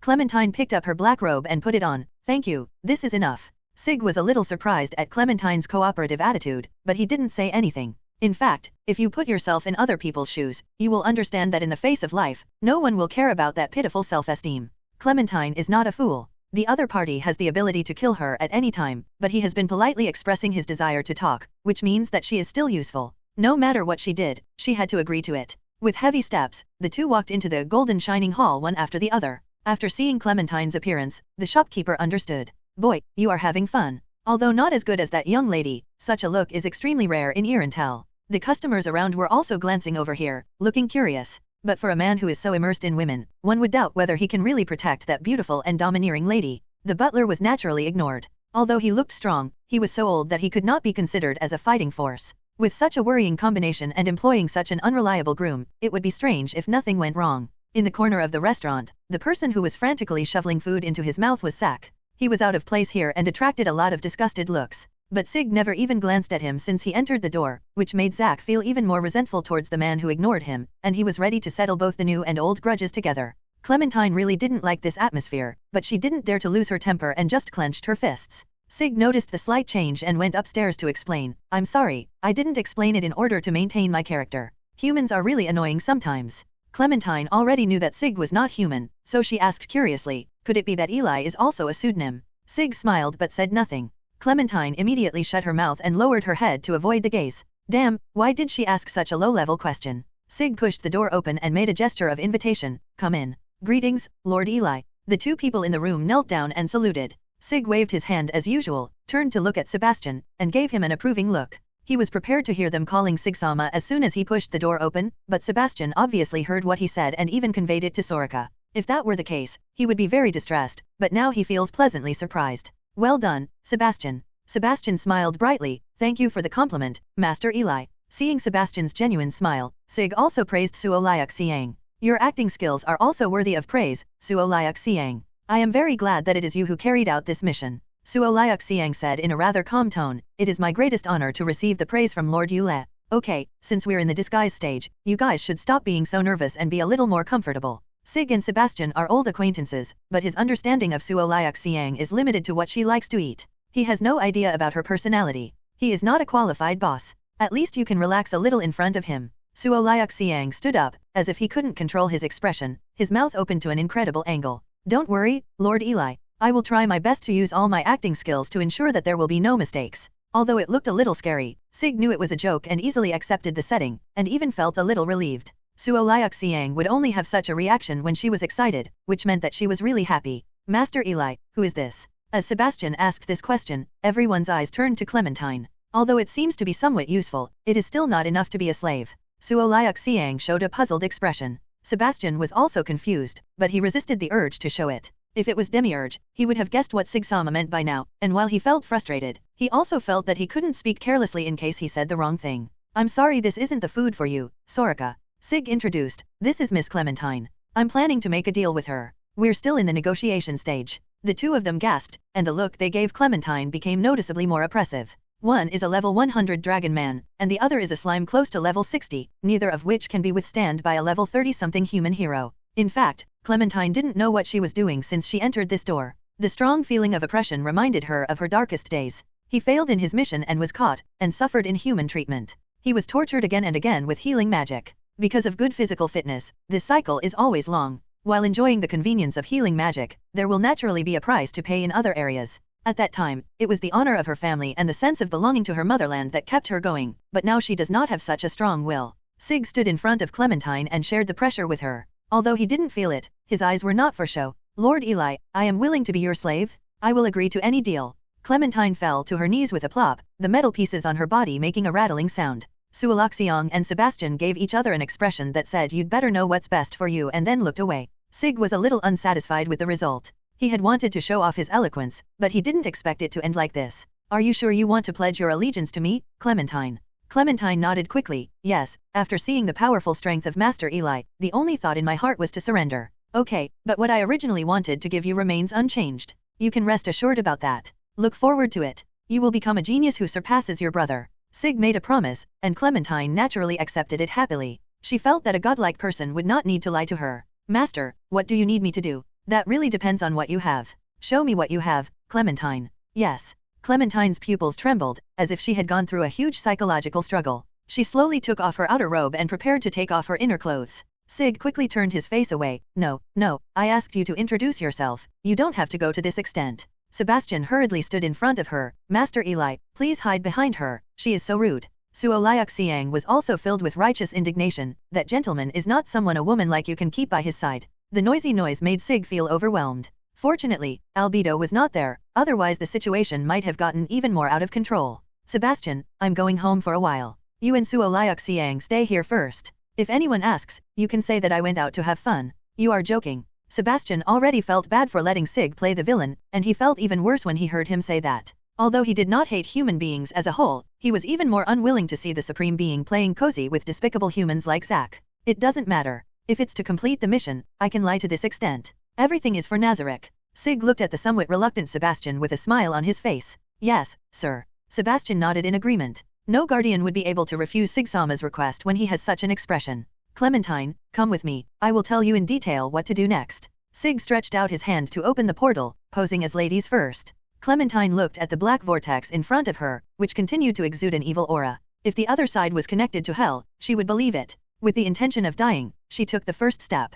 After the two disappeared from the room, Soraka breathed a sigh of relief and stood up angrily. I don't understand why Lord Sig took that human to Nazarick. Sebastian pinched his neatly trimmed beard, his expression very serious. That human was once a member of the Dark Scripture, so he must be very useful. Last time, Master Sig handed over the captured member of the Sunlight Scripture to Demiurge, but I can only guess this reason. Master Sig must have thought further ahead. Hearing this analysis, Suo Liuxiang nodded in agreement. It seems that we should pay more attention to the people from the Silian theocracy. It would be best if we can lure them out. We can't force this matter. We should focus on the mission and pay attention to the people we need to win over. Suo Liuxiang, you also have to manage your mood well. Sebastian reminded. Suo Liuxiang lowered his brows, but the corners of his mouth began to rise, making an extremely strange expression. I'm sorry, Master Sebastian, I lost my composure. When I heard Master Sig say he wanted to go home, I was so excited that I almost cried. Of course me too, Sebastian thought. On the 7th floor of Nazarick, the prison of fire managed by Demiurge welcomed a guest. Demiurge put down his work and came to receive him, bowing gracefully. Because of the ring, he arrived in a short time and avoided any impolite behavior. Master Sig, please let me know if you have anything to say. Demiurge, you can call me Eli. Sig said lightly, glancing at Clementine who was pale beside him. There is no special reason for changing my words. Since it is a pseudonym, it will be known sooner or later. It may be more sincere if I tell it in person. I don't know to what extent Demiurge can understand this, but he should be able to figure it out in his mind. Demiurge had a complicated expression at first, but soon realized what was going on. I see. I understand. Lord Eli, will this woman be treated the same way? Same treatment? Thinking of Negan's miserable condition, Sig hastily denied it. Her situation is a little special. I will explain the details to you. I want to confirm whether I can leave everything to you, Demiurge. If it is your wish, I will do my best. Demiurge showed excitement for the first time on his serious face. I already know your loyalty, let's get down to business, and Clementine, don't just stand there. Clementine was now like a good girl, having just woken up from her imagination of being in the fiery hell, and was dragged before the devil again. She tactfully revealed her identity as a former member of the Black Scripture and current member of Renan, as well as information about her good brother. In order to let the other party judge your own value, you must put everything that can be used as a bargaining chip on the table. Although Clementine was almost losing consciousness, she instinctively told everything. Demiurge paused for a moment. Indeed, it would be a waste to torture him and then kill him. I can think of 4 reasons. Really? There are 4. Sig gave up thinking about it. He originally wanted to obtain intelligence about the theocracy and find a way to plant spies at the same time. He had a general understanding of the situations in the kingdom and the empire, and had heard a little about the Holy Kingdom, but knew very little about the theocracy. Although a lot of information was obtained from Negan and his body was not wasted at all, the Sunlight Codex was completely incomparable to the Black Codex. Perhaps for them, only the elite can join, but the Black Scripture is populated by gods and men, most of whom have the blood of the 6 gods in their veins and possess world-class items. Let her hear her own worth, Demiurge. Yes, first of all, intelligence. This is the easiest thing to think of. Well, go on. The second is related to Ainz Sama. If used properly, Chironan's plan can become a stepping stone for Ainz Sama. Indeed. This was how the original plot was going to develop, and Sig agreed with it. The third is the research on gods. This is very rare material. Of course, it would be even better if we could catch a real god. What about 4? The church has a high reputation among the human race. It will definitely become an obstacle to conquering the world. A traitor may be able to play a good role. Demiurge's meaning was self-evident. Governance after conquest was the most difficult, and it would be much easier if there was someone to connect with. That's all I can think of for now. Demiurge raised his head, waiting for a response anxiously. Sig nodded appreciatively. I can trust you, Demiurge. It's my honor to share your worries. Demiurge smiled confidently, and you could even see his fangs. Clementine lost the ability to laugh and listened to the conversation in a daze. When Sig left, she suddenly realized that she was left here. She could no longer move. Clementine, right? I will make you look brand new. Demiurge sighed helplessly. If Albedo knew that Sig Sama brought back a woman, she would definitely make a scene again. After Sig returned to Irantal, a week had passed in the blink of an eye. Albedo sent a message during this period, asking about Clementine, but there was no further news. If Demiurge hadn't sent him frequent letters to report, he would have thought Clementine had been killed. They will also be leaving Irantal soon and are making preparations to reunite. In the blink of an eye, a sweet voice sounded, and the girl lifted her skirt and said, "My name is Shaltir, and I am here to see Master Sig. Shaltir blood fallen." Shaltir did not come alone, she was accompanied by 2 vampire brides, or her concubines. At this time, they also knelt down, and their cool clothes were almost exposed. Although they were automatically generated monsters, their levels were only 20 to 30, and their appearances were different. Of course they are all beauties, otherwise Shaltir wouldn't have kept them by her side. I like being surrounded by beauties. I remember Pararon Sino had such a setting. Shaltir, it's nice to meet you, but it's not time to leave yet. It would be better for you to wait in the carriage for a while. There's no need to greet you. Even though it's in a corner, it would be bad if someone saw them. After all, there are so many beauties gathered together. How can that be possible? This is the first time I have seen Lord Sig in human form. I want to see you as soon as possible. Shaltir spoke with a smile, always with a special ending tone when she spoke, and her whole body exuded a seductive aura. Combined with her proud breasts, it is enough to make most people fall at her feet.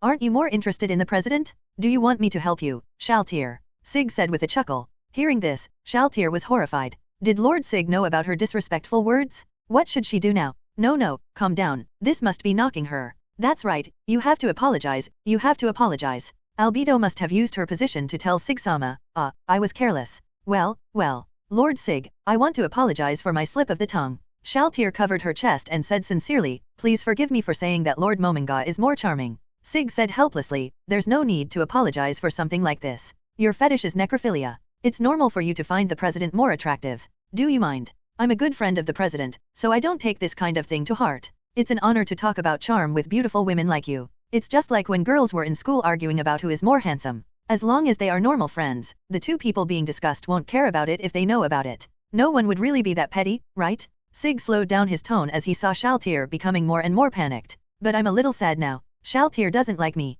Is it because I'm not handsome enough? Shaltir quickly shook her head and said without thinking, no, Sig Sama is certainly a good man. In fact, your human form makes me. What happened to you? Sig narrowed his eyes. No, I didn't mean any other thing. I'm very sorry, Lord Sig. Upon seeing this, Shaltir knelt down, looking like she was about to cry. The vampire bride also knelt down again, lowered her head and dared not speak. The atmosphere suddenly fell to the bottom. Don't do this again, Shaltir. Don't tell anyone else about what happened today. This is a special privilege I'm giving you. Seeing that she took it seriously, Sig lost the desire to tease her. It would be bad if she really cried. In addition to her special fetish, Shaltir's second choice is beauty. Generally speaking, the closer the appearance is to that of a human, the easier it is to identify. So it is normal that Shaltir prefers his human form. After all, his appearance is set to be very high, and this is also a disguised affirmation. Just follow your instincts. I support your choice. Sig extended his hand to Shaltir. Translated, it means, be brave and pursue love, the president will accept you? Come on. Shaltir blushed slightly as she agreed, placing her hand on his and slowly standing up. Thank you, Sig Sama, for your generosity. Sig took her hand and led her to the carriage, smiling and gesturing for silence. I allow you to discuss this topic in private, but you don't have to tell me next time. Not long after Sig left, Shaltir's wailing was heard. I'm sure Sig Sama will think I'm an idiot. Fortunately, a magic barrier was set up to block out the sound, and no one noticed anything unusual here. Sig returned to the restaurant and found that the lady played by Suo Liak was complaining loudly about the food, and then she walked away. He sat down at the dining table as if no one was around and chose what he liked from the dishes on the table. After being accustomed to the big fish and meat in Nazarick, it would be nice to change the taste. Although the taste is much worse, it can't resist his good appetite. His favorite is the butter bread, which is soft and steaming hot. The salad tastes good too, but due to the ingredients it is never delicious enough. To be honest, he misses the meals cooked by the chef. Although I have never met that person, the person who can make such delicious food must be a very interesting person. By the way, Yuri is a chef, but I haven't tasted her cooking yet. After making arrangements with Zach, Sebastian turned to Sig who was eating and showed a helpless expression. How could he let the supreme being eat here? He suddenly felt that Suo Liak was right. It's so confusing. I should ask Zaho Woods to prepare the meal and then send it over. But he didn't know teleportation magic. He couldn't even learn the 7th level upper level transfer, let alone the 10th level portal. We could trouble Shaltir, and for Lord Sig's sake, I'm sure she wouldn't refuse, but this isn't a long-term solution. Just as Sebastian was worried, a middle-aged man slowly walked over and said, it must be very hard to set out on the journey at this time. The man's name was Baldrovera, and he controlled most of Irantal's grain trade and had considerable say in this city that often served as a bridgehead for war with the Empire. Such a wealthy and powerful person must have approached with a purpose, and Sebastian already had an idea of it. In fact, this is one of the purposes of this trip, to use the persona of the Empire's wealthy merchants to make friends with powerful people, who may be useful in the near future. This is all for the future of Nazarick. At this time, Zack had arrived at the slums and found the leader of the mercenary group, a man who looked very sloppy.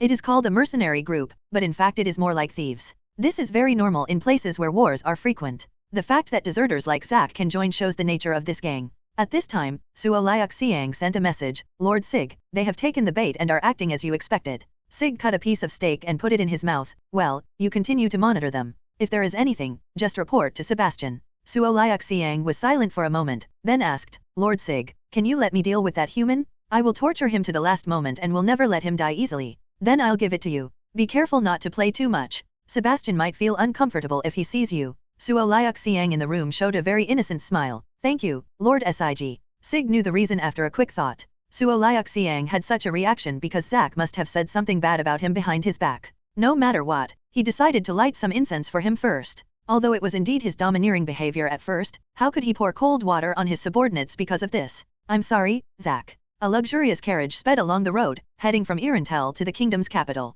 In such a dark night, something lurking in the darkness seemed to be stirring, the grass rustled, and a white figure flashed by. While driving on the newly paved road, the people in the car only felt slight bumps, and they felt as safe as lambs to be slaughtered. Zack couldn't help but laugh out loud. After signaling to his companions in the distance, he happily thought about how to enjoy the Solusiang. This was not the first time that their mercenary group had done something like this, and those rich people were so stupid that it was easy for them to capture them. He hoped that when it was his turn, this young lady would not be as unresponsive as the girl who had been attacked before. Everyone in the carriage held their breath nervously, and only Sig's voice was heard. President, I have reunited with Shaltir. Have you arrived in Irantel yet? Well, I brought Clementine with me. She knows a lot about Hylanen's situation. Clementine, it would be much more convenient to bring her with you, but she is a wanted person and might be discovered by the people of the Windflower Scripture, so you should be careful. It's okay. Demiurge has already promised me, and I don't think there will be any problem. But don't bully such a pure girl in the future. Demiurge? Huh? Where's Narberl? What bullshit are you talking about? If there wasn't someone else around, Sig would definitely say the latter sentence. How could Clementine be related to the word purity? Isn't she the funny lady? No, I only brought Clementine with me. Demiurge helped her change her job to a priest. She is a native of this world, so it is easier for her to fit in. Albedo also thinks this is a good idea. Thinking back to what Demiurge said, Sig seemed to have thought of something, but it seemed that he had missed the point. My mind was in a mess, and I could only say dryly, but the safety issue. If we encounter an enemy that I can't defeat, it's useless to bring a maid with me. If we just want her to be a guard, Clementine is enough. Besides, it's easy to get along with her.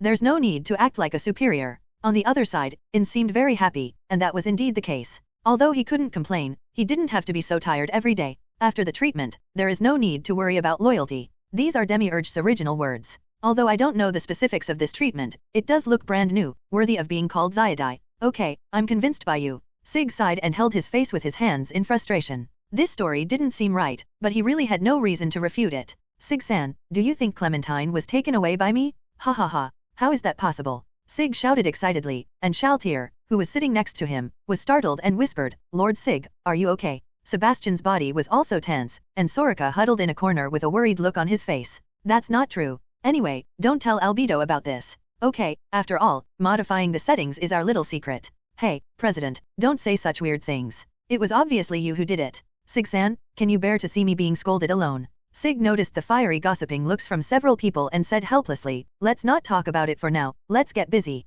Bye, see you when we return to Nazarick. Sebastian, do you have anything to report? Sig met Sebastian's gaze. I was a little concerned just now. Why did Sebastian look like he wanted to say something but hesitated? Is it about Demiurge? Sebastian seemed to have been hit on the point, and a few drops of sweat ran down his face. Sir Sig, I'm sorry. I didn't mean to eavesdrop on your conversation with Insama. I didn't ask you to cover your ears. It's normal to hear it. Sig confessed, I handed that human over to Demiurge, so I've been in contact with him more recently. I'm sorry to have made you worry too much. How can I ask Lord Sig to apologize? This is clearly my fault. Sebastian and Demiurge really don't have a good relationship, Shaltir whispered. It actually has something to do with me. Takamai and Albert always quarrel, and as their mutual friend, I often have to smooth things over. When the setting was made, they were in the Cold War period, so maybe I brought in the emotions. Sig continued, you and Demiurge are the most similar to the producers. I can always see their shadows in you. This may be the reason why your relationship is not good. When they started talking about the Supreme Being, they all became very excited, but Sig was not in the mood as he had talked too much.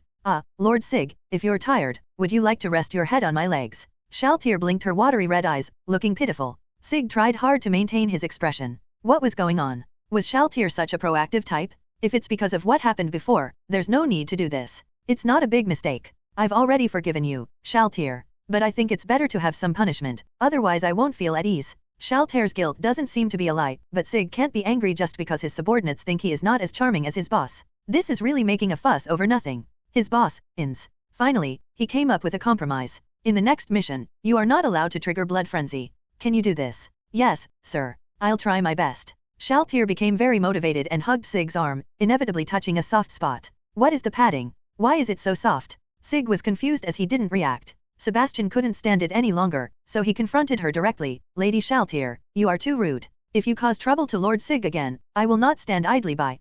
Shaltir's eyes turned red, and the whites of her eyeballs gradually turned red, and she was almost on the verge of losing control. Sig said with a faint smile, Shaltir can be released now. It seems someone is coming outside. I have promised the groom to Ooal Gown. As for the rest, you can make your own judgment. Yes, I will solve it perfectly, please rest assured, Lord Sig. After a brief silence, Shaltir stood up, lifted the hem of her skirt, and elegantly opened the car door. Let's get started. The vampire bride following behind the carriage revealed herself and rushed forward in an instant after receiving the order. A scene of hell appeared before my eyes, with blood mixed with brain matter flying everywhere. Sebastian frowned, thinking it was too bloody. Should we step aside, Lord Sig? How can you be lazy when your subordinates are working hard? Seeing the bloody scene again, Sig felt that it was not so shocking anymore, and his heart seemed to be gradually turning into a monster. Lord Sig, everything is ready here, we'll take our leave now. Thank you for your hard work. Seeing Ooal Gown hurriedly getting into the car, Sig smiled and waved his hand. Sebastian sat in the driver's seat of the carriage. Please forgive my previous rude behavior, Lady Shaltir. It's okay. I am a little uneasy. My behavior was inappropriate. I really can't let Lord Sig get upset. After a brief conversation, Sebastian drove away in his carriage. Shaltir bit her lip. The secret to suppressing the frenzy of her blood was not to let her emotions fluctuate too much. She had to calm down and not let down Lord Sig, the supreme ruler. Now that we've almost found the thieves' lair, do you want to go with us? Although Shaltir's strength meant she wouldn't be defeated, she still had to be on guard against the appearance of the black scripture. Now that he has come along, Shaltir's safety must be ensured. In order to counter the world-class items with effects, you must carry the same world-class items. The only world item Sig brought with him this time was Gunniger, which was his main weapon and could not be given away. The rest are placed in the treasure hall and guarded by Pandora. If they are to be used, they have to go through the procedures, which is quite troublesome. There are as many as 20 world-class items in Nazarick, 11 of which were collected by everyone together, and the rest were snatched by Sig from other guilds after high-level players quit the game on a large scale. The Dragon Knight and his Dragon Companion are equivalent to 2 level 100 players, top level ones at that. Most people are no match for them. Because there are so many human players and they have so many items, by chance, they actually lose their minds. A scene similar to the beginning of the game appeared, except this time the target was a human. It can be obtained through transactions, but you have to pay to buy it, and the other party may not be willing to sell it. He is helping everyone save time. Since all the big guys had quit the game anyway, he just helped to deal with the props. Except for the world-class props, he took away all the dropped ones. The silver blue armor he wore when he turned into a human was captured at that time and had the special ability to enhance cavalry skills. Unfortunately, Sig has relatively few equipment slots, and can only equip one world-class item, otherwise he would definitely have to be fully armed. Master Sig, are you going with us? You don't want to? No, I'm just afraid I might disappoint you. None of these thieves knew how to use their abilities, so they would obviously gain nothing by leaving like this. The reason why Shaltir wanted to go to their lair was to capture a suitable human to please the two supreme beings. If you don't like it, I won't go. Your vampire bride doesn't have exploration abilities, so I'll lend you my familiar. Sig summoned a small dragon from the forest, not much different from the last time. Technically speaking, this kind of dragon is called a shadow dragon, but it is just this name and has no direct connection with shadow. They are good at concealment and exploration, have the ability to share vision, and are usually not too big, making them a relatively weak species among dragons. For example, the shadow dragon summoned by Sig is also similar to the shadow dragon king, but its size is much smaller than that of a normal dragon. It was chosen to fight because it would not cause much noise. Before setting off, Sig had already had a number of shadow dragons lurking in the forest. Because it was night, their figures could be hidden easily and they would not make the mistake of being accidentally discovered like last time. How can we let Sig-sama stay here alone? Shaltir said anxiously. Let's do it this way. I have something to take care of here. The big fish has taken the bait. Sig smiled. The presence of the enemy actually made him feel at ease. It would be troublesome if he was controlled due to carelessness. The members of the Dark Scripture who had just entered the forest noticed an unusual atmosphere. There were clearly no monsters in sight, but it felt like I was being watched closely. No abnormalities were found. The person using the detection magic reported a result that he himself didn't believe. With this number, they should be the followers of the dragons. We can almost confirm that they are the unknown Dragon King. Although many investigators were killed, they also obtained a lot of intelligence. As the captain of the Dark Scripture, he knew very well that it was definitely not a human, let alone a Silver Knight. According to intelligence, a very small number of Dragon Kings are able to use human form mimicry. In fact, even Negan could notice something was wrong when he was calm, but he was unwilling to believe his initial judgment, so he came to such an absurd conclusion. The reason why the warrior captain thought the same thing as him was because he had met Senior Faye, who was once one of the 13 heroes, not long ago, so he happened to associate them together. Lord Carrie, are you ready? The man asked. The woman wearing the sexy Cheongsam looks a little weird because she is so old, but no one will look at her strangely. That Cheongsam is the belief of the Silian theocracy and one of the most precious items left by the 6 gods. Anyone who can use it is respected. Carrie nodded. Yes, it can be started at any time. The original goal of the Black Scripture was to subdue the resurrected Dragon King of Destruction, but the matter of the Sunlight Scripture could not be let go. They had reason to suspect that someone was targeting the theocracy. The order has been issued from above that if the unknown Dragon King is encountered, one is allowed to use all the power to capture him. At this moment, everyone's heart was in their throat, because they were facing an opponent at the level of Dragon King, and even the Black Scripture did not dare to be careless. Captain Shenron raised his hand and gestured, his red eyes staring straight ahead. Here we come. In such a tense atmosphere, a figure gradually walked out of the darkness. Good evening everyone, the moonlight tonight is so beautiful, don't you want to take a look? His gentle attitude annoys everyone, and he looks like an ordinary human being. Besides being handsome, there is nothing wrong with him. The captain frowned and immediately shouted, start. He could clearly feel that the person in front of him was definitely not someone he could deal with. No matter if he didn't take action, they would be wiped out. Carrie did not hesitate, and the golden dragon on her Cheongsam shone brightly. The alluring beauty is launched? Sig's heart went blank for a moment. He felt his thoughts slipping away and he gradually turned into an empty shell that could be manipulated at will. This is the power of mind control, and it doesn't feel good. To be honest, Allure is a bit useless in the game. It has various time restrictions, and the effect on players is not satisfactory. Sig has always looked down on it. But after seeing the props right in front of him, he wanted it a little again, thinking it would be a waste if he didn't take it. Sig collects items not only because he needs to deal with the other world, but to a large extent he does have a collecting habit. Instant armament. Morphology transformation. In an instant, Sig's world became clear. Everyone gasped. After the light disappeared, a fully armed man wearing silver blue armor appeared. Of course, that person could no longer be considered a human. Just standing there, the pressure he exerted on people was terrifying, and everyone unconsciously had the thought of running away. Did it work?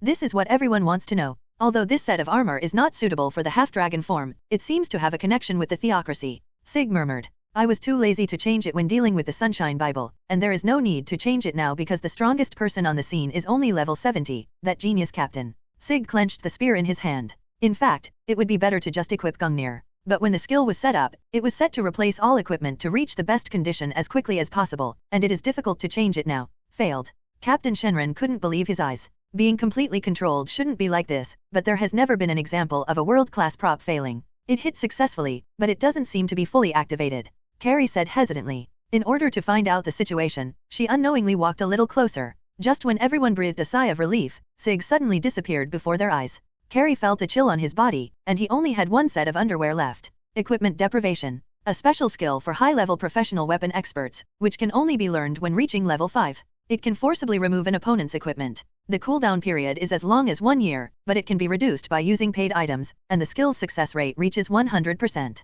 Meanwhile, the most beautiful girl is clearly in Sig's hands, still warm.